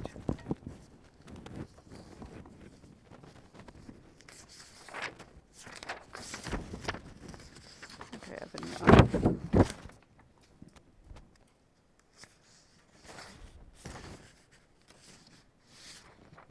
Maybe I don't have enough.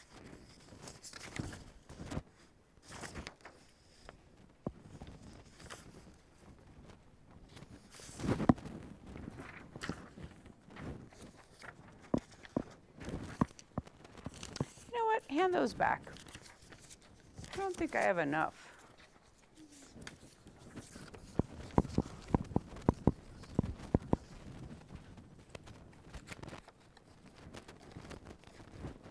It's funny because I made a bunch of these.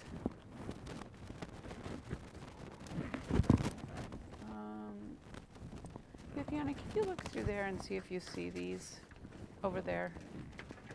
They look like that. Did you find them?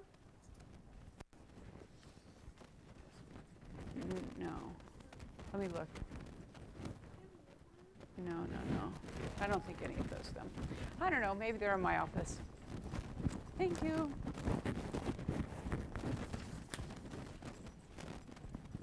All right, we will do this a different way.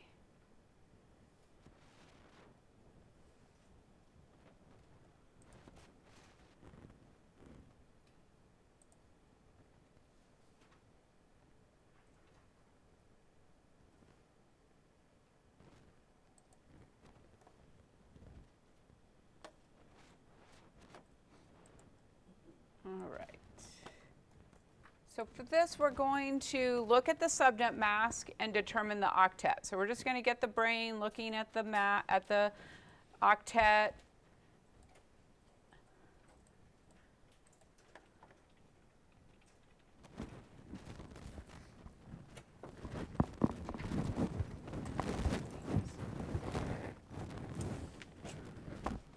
Fiona, can you look through there and see if you can find them? Because I made like 100 copies yesterday, so I don't, or last week. Oh, maybe Leslie used some. She might have used some.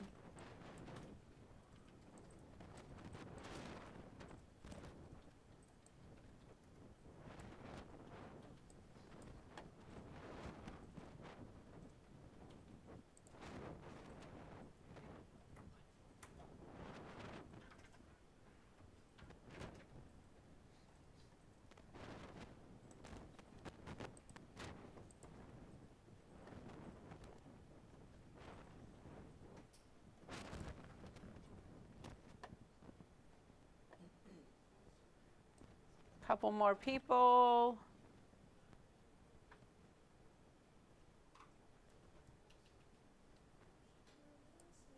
Okay, I'll make some on break.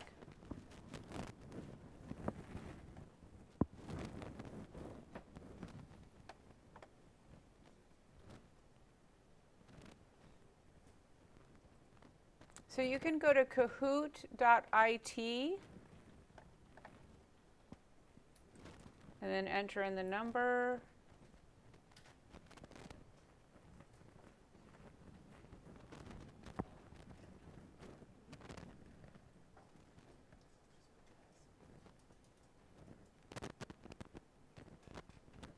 All right.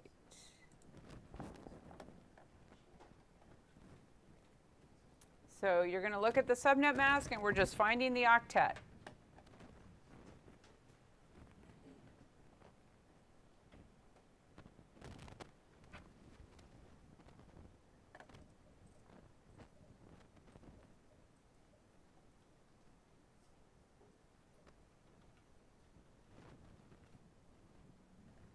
Yep, so the last network bit is in the second octet. So you're looking to see where the last network bit is, and so remember, first octet, second octet, third octet, fourth octet.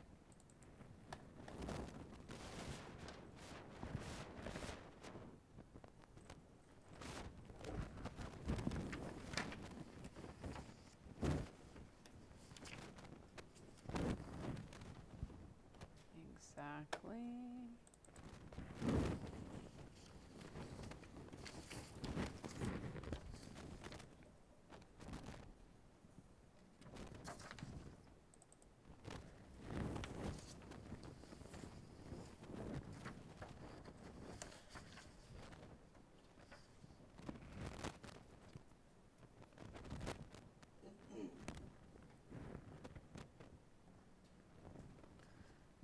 So 13 falls in the second octet.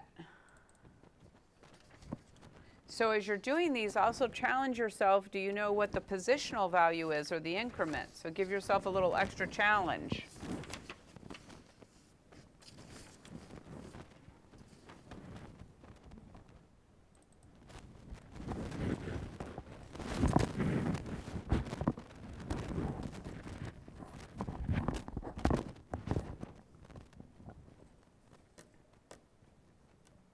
What's significant about a /24? It's on the boundary. It's on the octet boundary.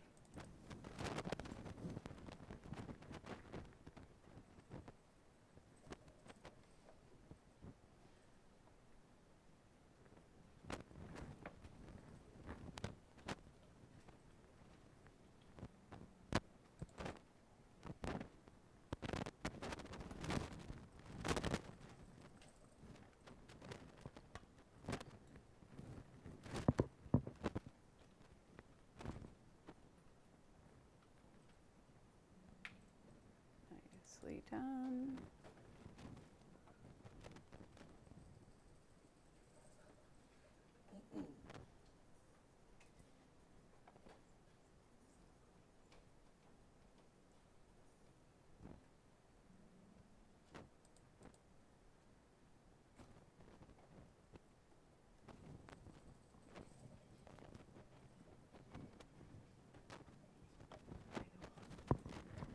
Slow is fast. You find yourself making mistakes, slow down.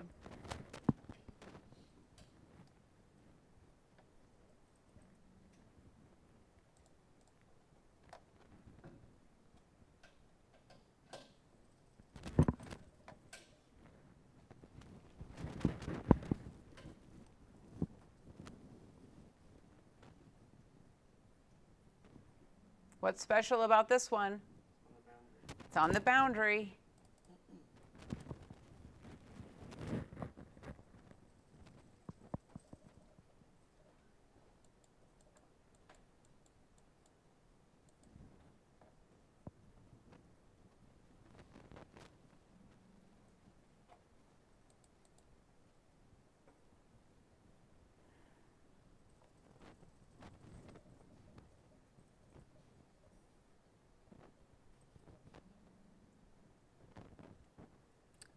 Third octet, right? Third octet, 23.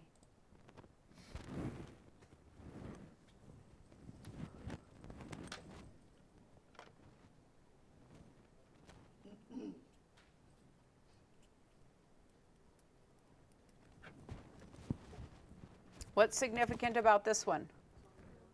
It's on the boundary, right? It's on the boundary.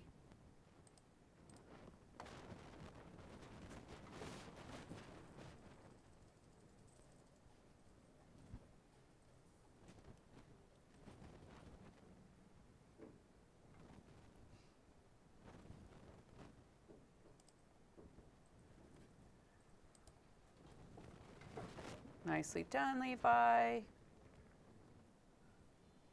Excellent, Alec.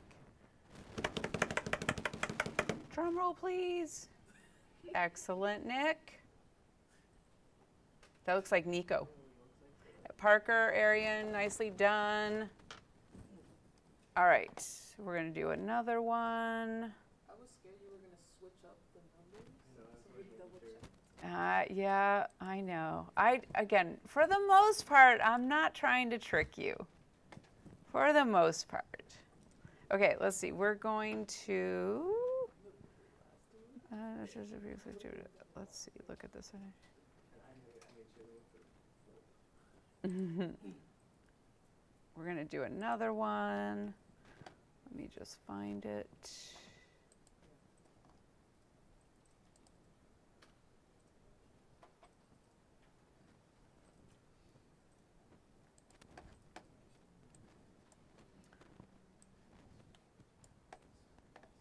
Okay, so this one is for the subnet mask. Okay, we're going to convert the subnet mask to prefix length or the decimal or the binary. Okay.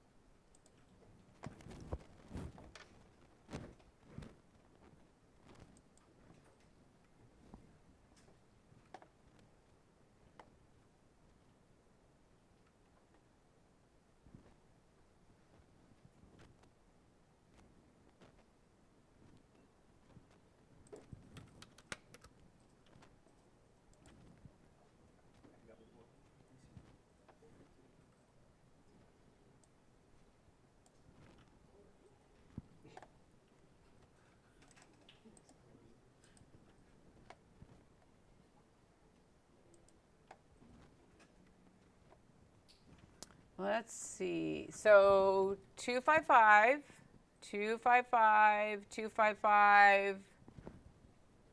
Everybody. 224, 224.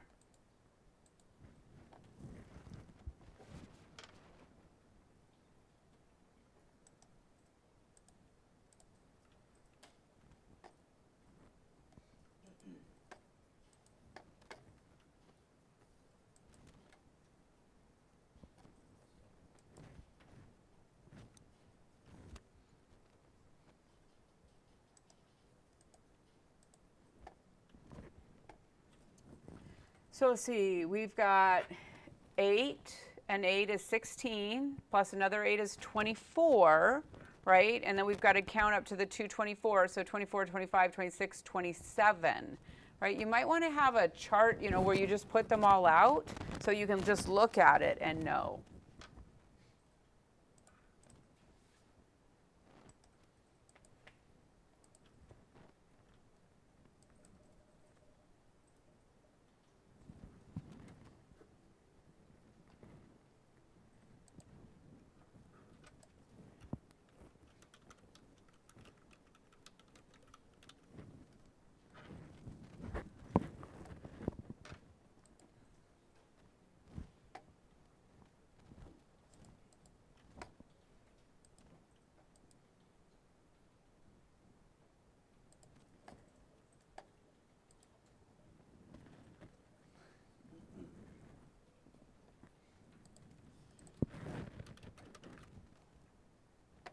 It's on the what? It's on the octet boundary, right? 255, dash dot 0. Okay, and it's a /24.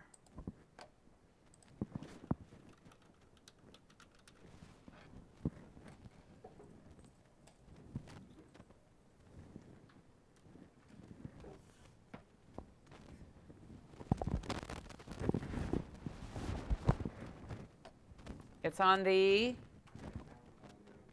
octet boundary.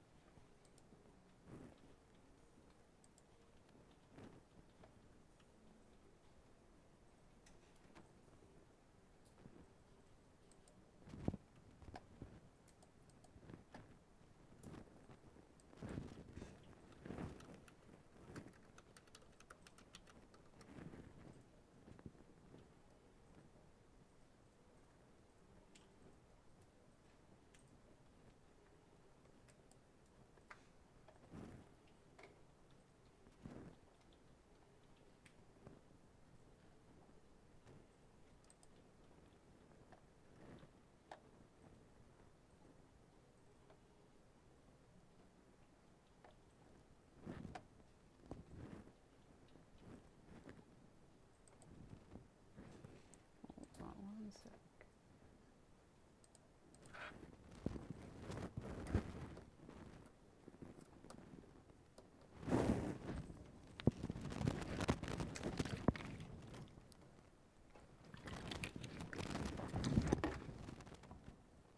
They're all on, right?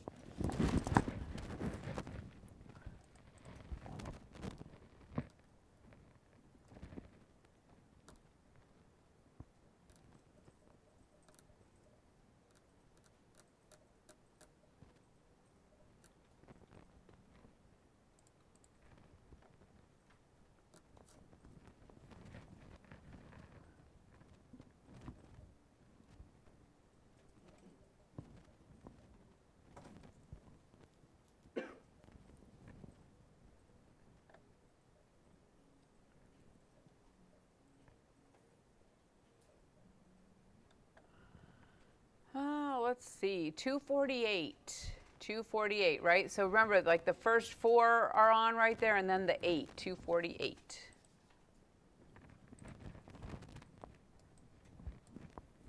Camden, good job. Rosalind, outstanding. Levi, excellent. We've got some runner up. Remember, the key though is just look at getting them right. Slow is fast. You don't have to be the fastest person. Sometimes the faster you go, the more mistakes you make. But good job, everybody. If you had trouble with this, just make note of it. That is something you got to practice a little more, okay? All right, we're going to do another one.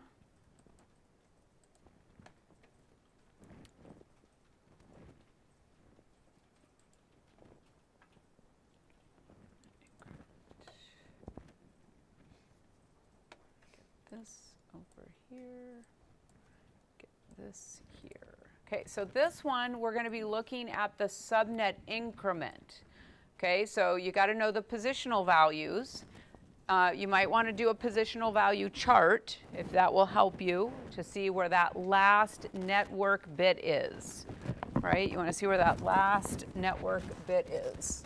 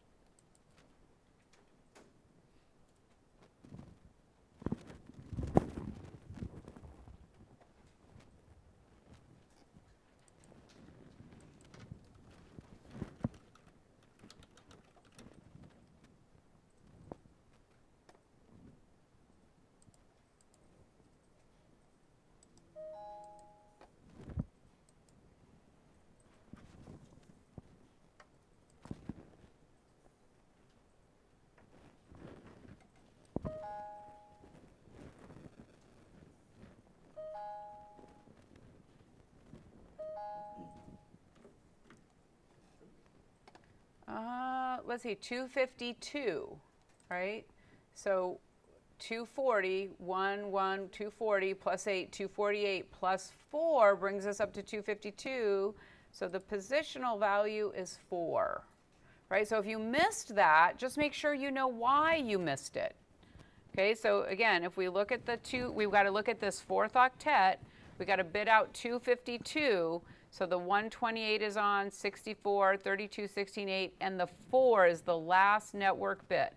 So if you missed it, just make sure you know why you missed it, okay?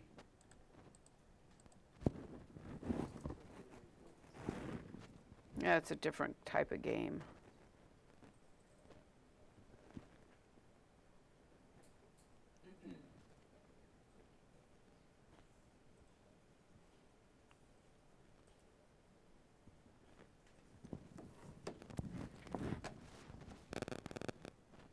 Okay, same thing. If you missed it, just make sure you know why you missed it. We're in the third octet. So the 128 is on, and the 64 is the last network bit that's turned on, right? The 64 is the last network bit that's turned on.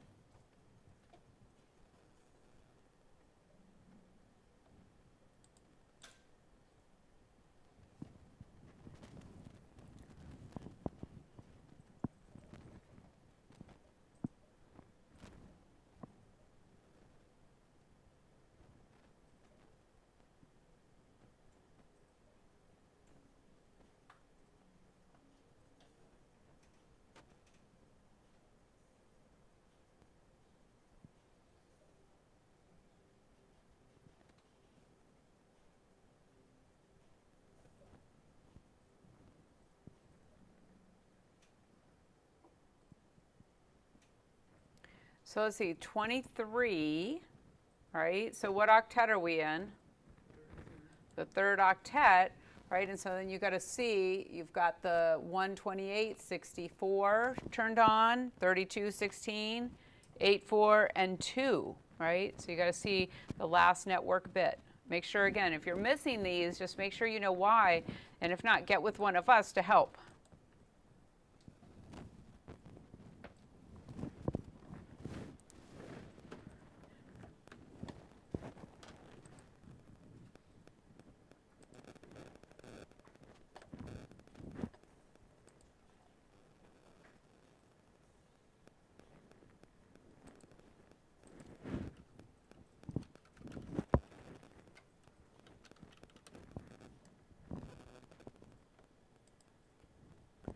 Haha. All right. So that one no score. Good job for participating. Okay, so I have, let me see if I've got these published. So what I want you to do is go ahead in there, and if you did these, go ahead and mark that you completed them. I've published all of them. There's 3 Kahoots, the octets, the subnet mask, and the subnet increment.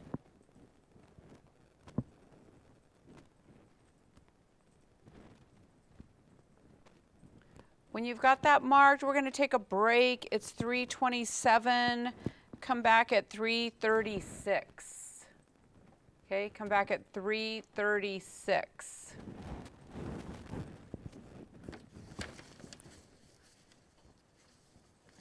You might have to refresh your screen to see those, because I just published them, so you might have to refresh your screen.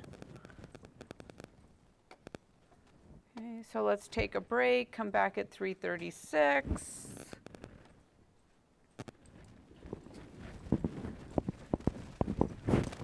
Yeah. Oh my goodness, you are right. That is a problem that I need to fix. Okay, when I get back, I'm going to look at that and fix it. Okay.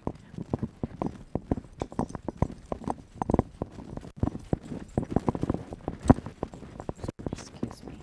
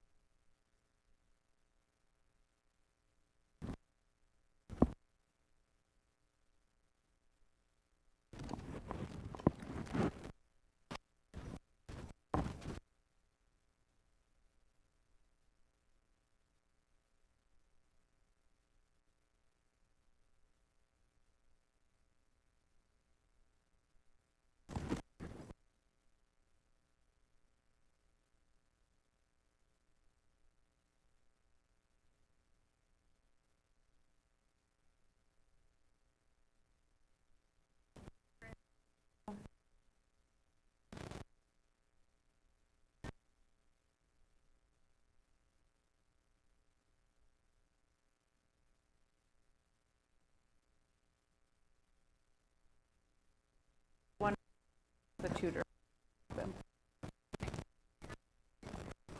No, but. Huh? Yeah. Okay. Bye.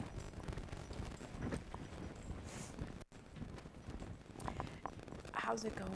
Were you able to watch any of the videos? Well, I'm gonna do all of it today. Okay. As soon as I get down here. Okay. So, yeah, I got back here real late the last Yeah. Viviana's in there. Yeah. So I don't want you to stress. All the stuff we've done is. Oh, yeah.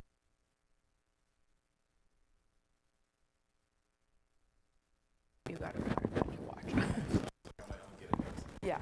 Tomorrow. Okay. I just didn't want you to be like, oh my God, I don't know what it is. Okay, good. It was gonna be a little, so- Okay, good. Okay, hey.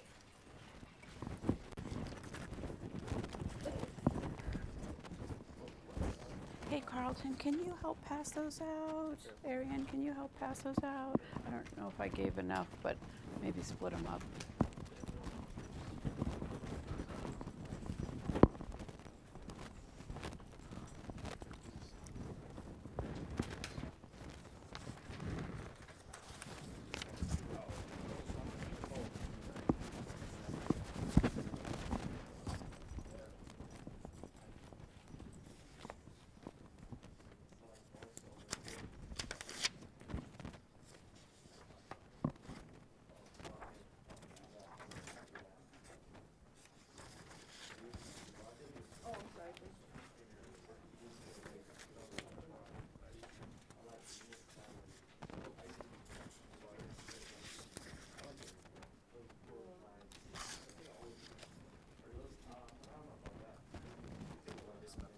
Are we missing a couple?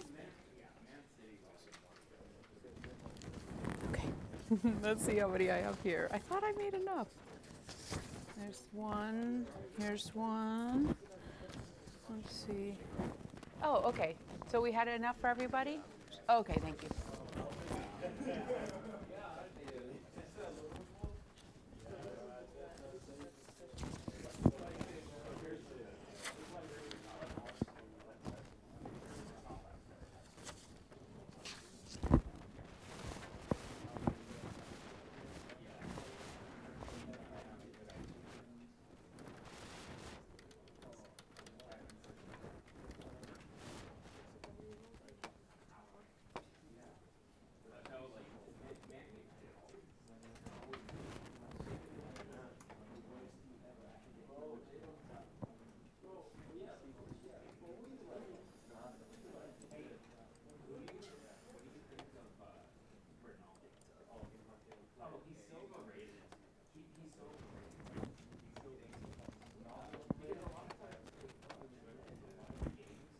Okay, so let's go ahead and take a look at this worksheet.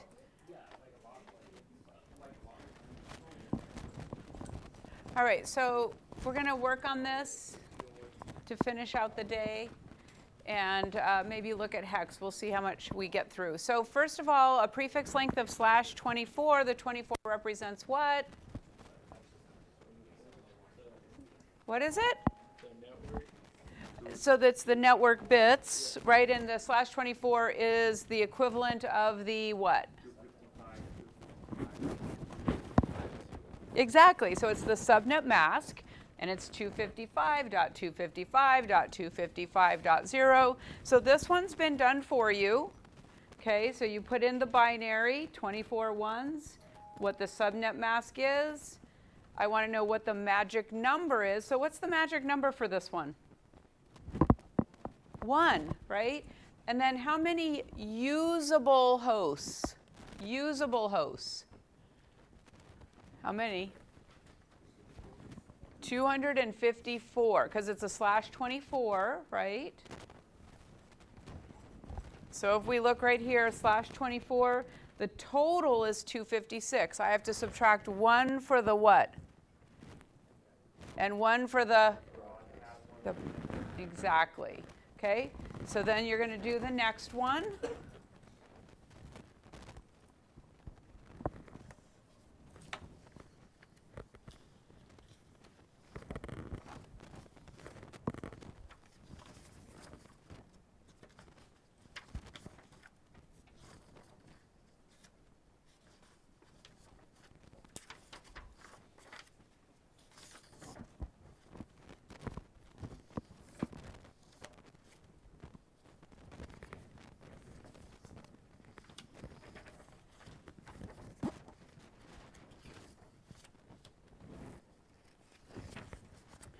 when you're done, pop your hand up so I can come take a look. If you want me to look at what you're doing to make sure you're on the right track, I can come look.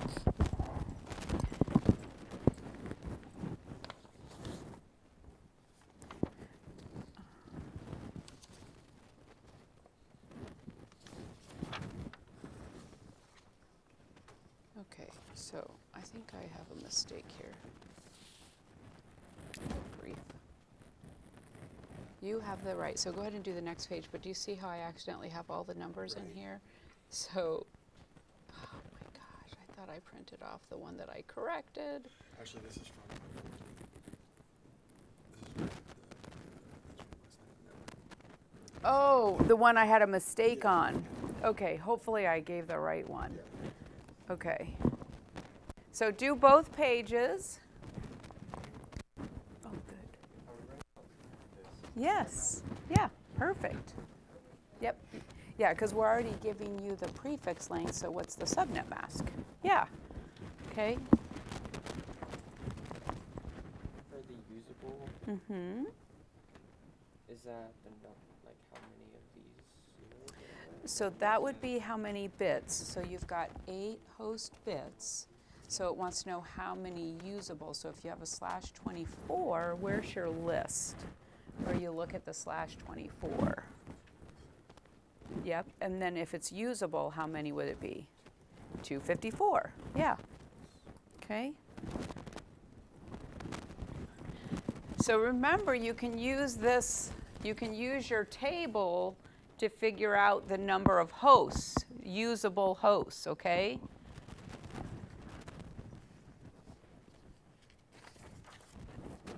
Viviana?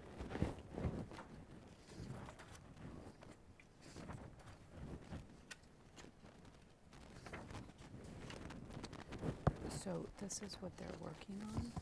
When they're done, we're going to walk around and check them. Okay? So they're filling in the subnet mask, what the magic number is, how many usable. Okay? If there's any trouble, ask them to look at your table. Right? Where's your table? Then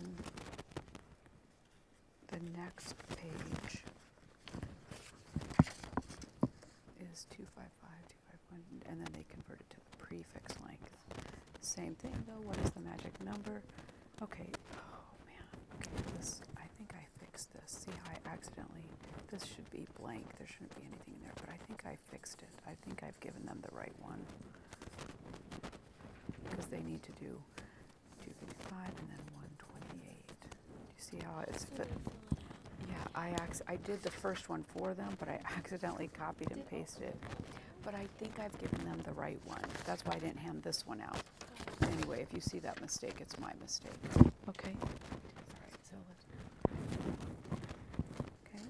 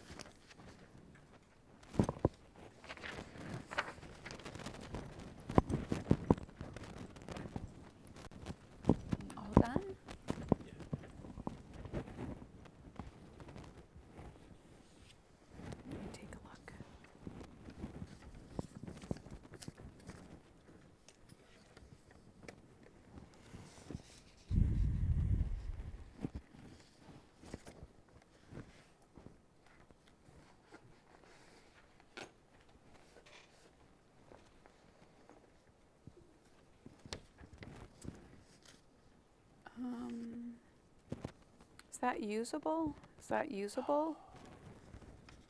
Okay. Double check your usables. You had a couple mistakes.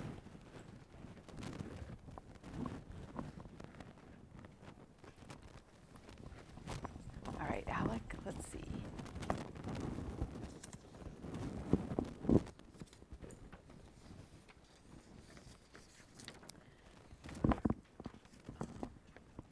So once we check it, Viviana and I will just put our initials on it, okay, once we've checked it over. So make sure you get the initials on it.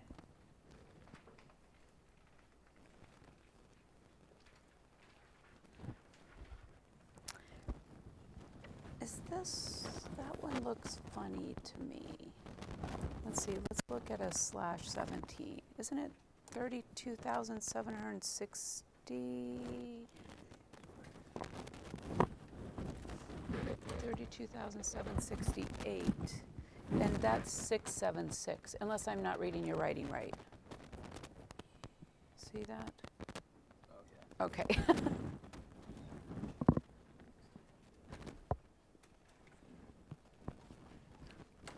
Okay, that one looks good now. 16,382. Right? Yes, okay. 65, 530.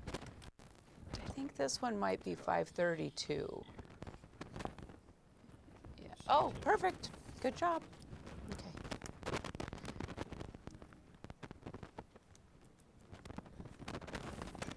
In a minute, I'll publish that so you can mark it. Nick, I'll be right. Oh, okay. Viviana's got it. Okay.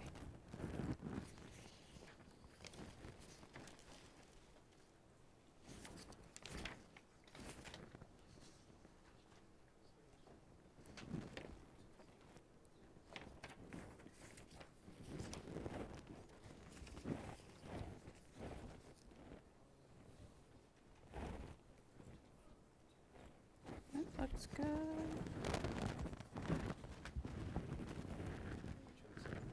Hold on to it. Hold on to it.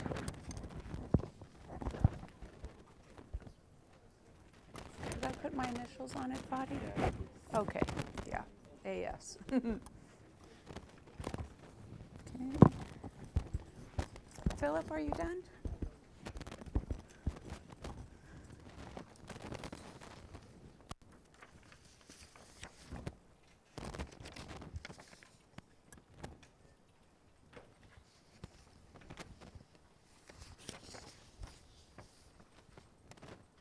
Mm, 253.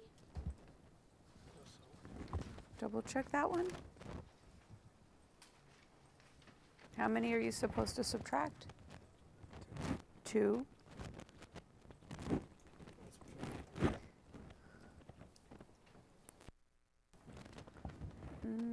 Let's see, where's your /24 at? Okay, so a /24, so 256. Oh, yes, okay. The 253 was wrong, and yeah, you got it. Let's see.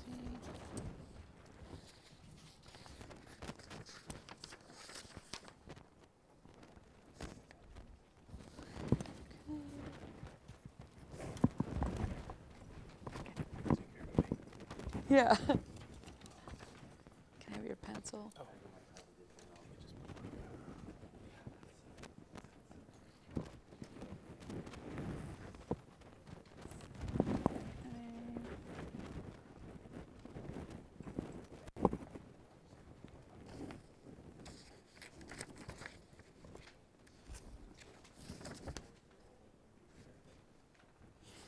Looks good. Can I have your pencil?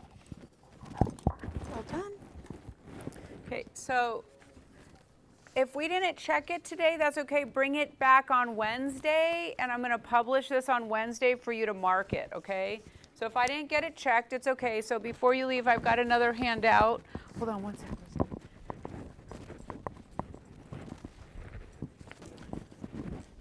Levi, can you pass these out? Okay, so this is a hex practice sheet, so do your best, get it filled out, at least the front side, and bring that back, okay? And then again, bring this on Wednesday. Did everybody hear me? Bring this on Wednesday. You're finished? I'll come look at it.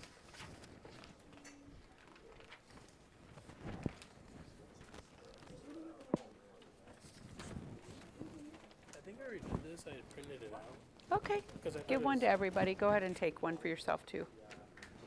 16. What is that number? Well, the whole number. I don't think that's right. Double check it. So let's look at a /18 on your.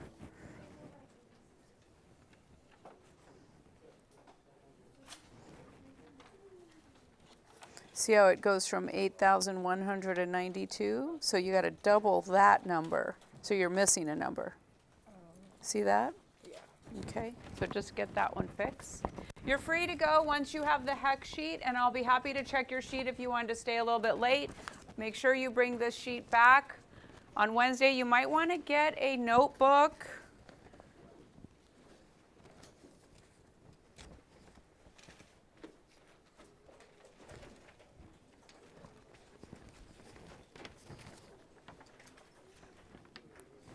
I added some attempts to those 2 quizzes.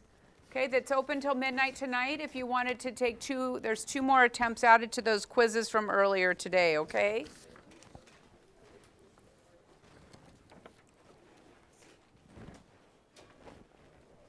Looks good. Let me put my initials on it. Do you have a pen or a pencil? Somebody, Carlton. Okay. Make sure you bring that back.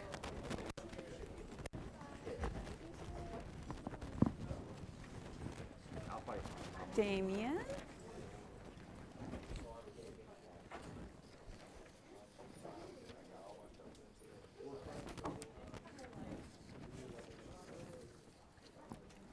Okay. Okay, I'll be right there.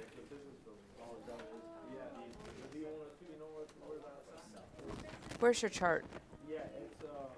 Oh no, I think that's right. I just have to check my own math sometimes, you know? Not that one, you're this one. Okay, yeah, see my brain had, let's see. Magic number, okay, 4,094. So this is a 12. Magic number is 16. And so, okay, yeah, it's not, so this is that really big one. Okay. Right? Because we've got 8, 16, 17, 18, 19, 20 host bits. So you've got to do 2 raised to the power of 20 to figure out how many usable. So that's that real big one that we did an example of. Okay, so when you do it and it's not on the chart, it's 2 raised to the power of the host bits. Exactly, exactly. Yeah, it's the same math. It's just doing it the easy way, but that's the math behind it, is 2 raised to however many host bits you have. So like, see here, this is 2 raised to 4 host bits, which is 16. We subtract 2, 1 for the network, 1 for the broadcast, and that's what gives us 14. Yeah, so fix that one. Oh, okay. I know I made mistakes on the other one. Oh, you did? It's 2 then, probably. Let's see. So this one would be, so let's see, we have a /. So I think that one's right, 8,000, that one's right. This is the big one, that one looks good. Let's see, yeah, that one doesn't look right.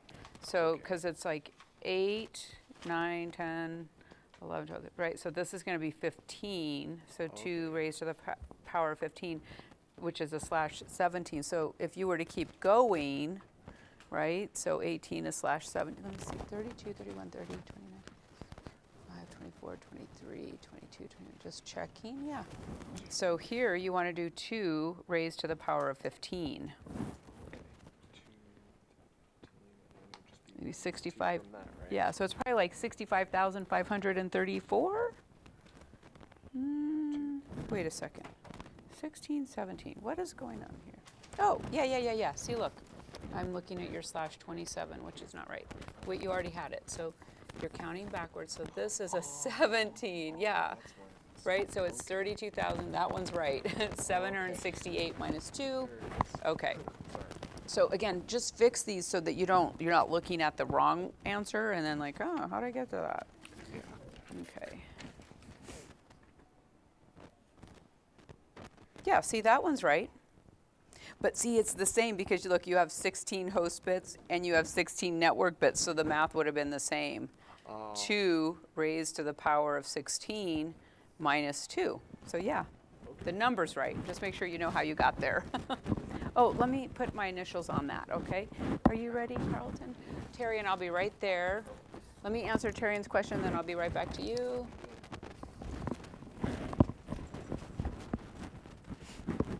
Yes.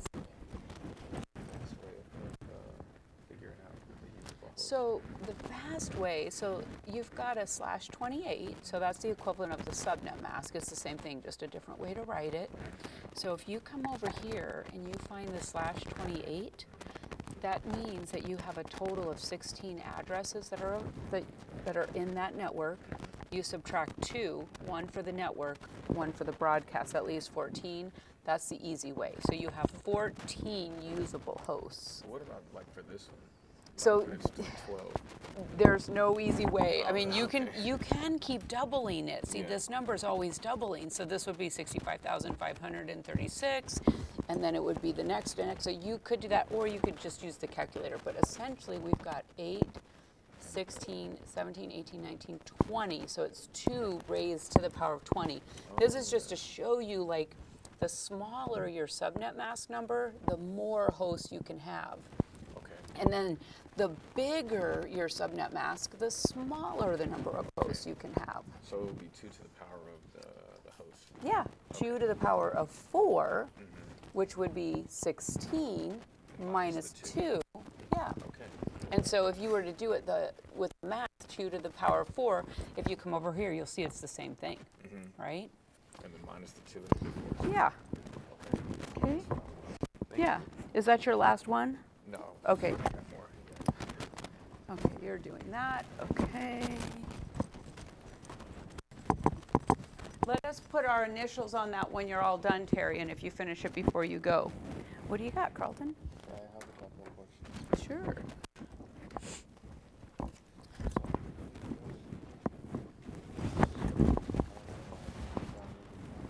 Yeah. I watched the video and it's not supposed to, because I try to open it, it's giving me that. Okay. Did you put Packet Tracer on this computer? You have to download the actual software, so otherwise it doesn't work. No, Okay, so let's do that. So close this, and Is it let's. from here? Nope. So you've got to come back into this guy. Okay, scroll up.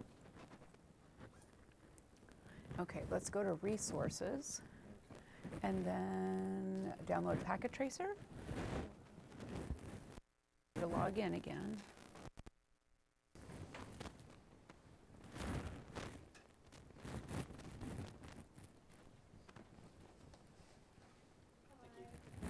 Bye. Bring your paper back. Viviana, can you go through this class and through my other 140 class on the syllabus and make sure that everyone's turned it in? And if they haven't, will you send them a comment? Hey, just a reminder, please have this done before Wednesday's class. Yes.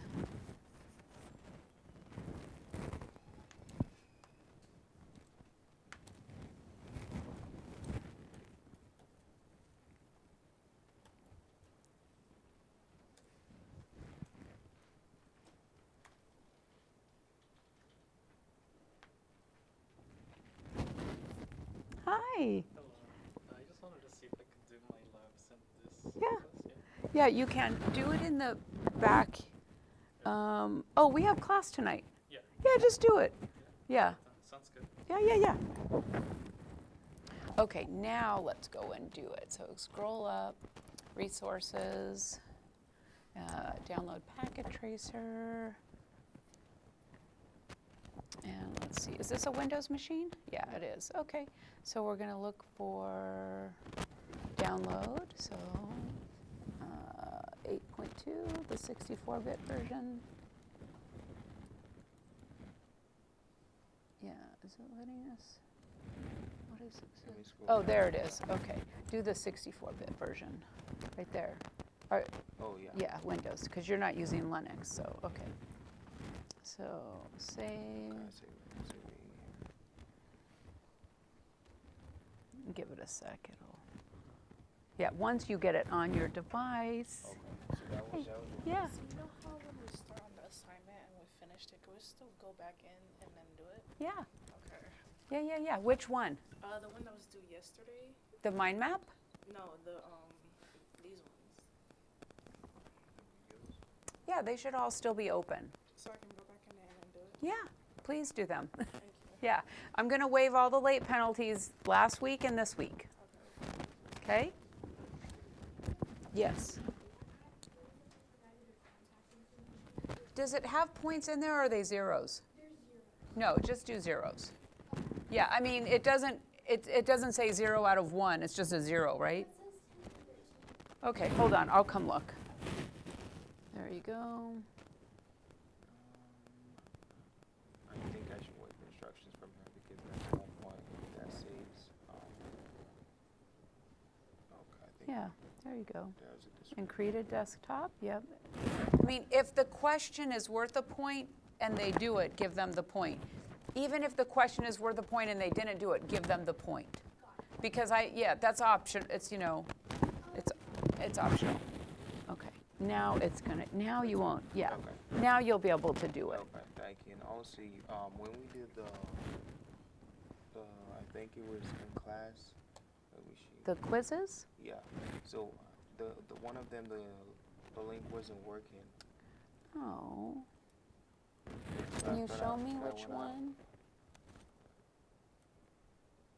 What was group one?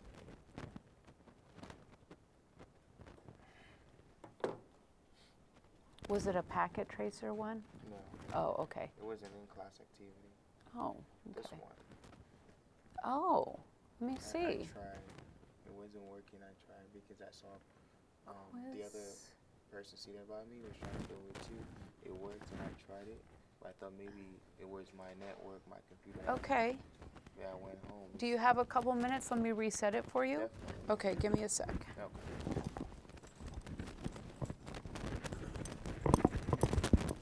Okay, perfect. Let me put my initials on there, okay? Because you're going to need to bring that back and show it to us. And Oh, sorry. that's okay. Looks good.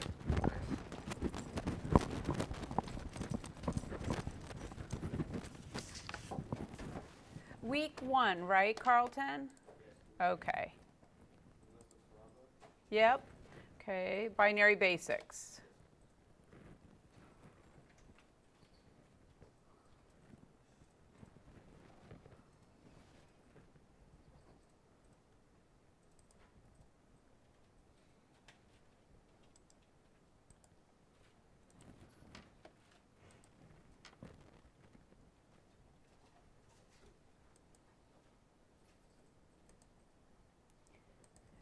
Carlton, can you do it now?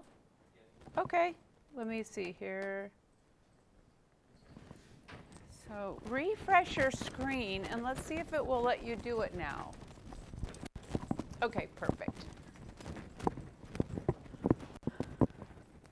So click on the start button right there and it should take you into the game. Oh, thank you.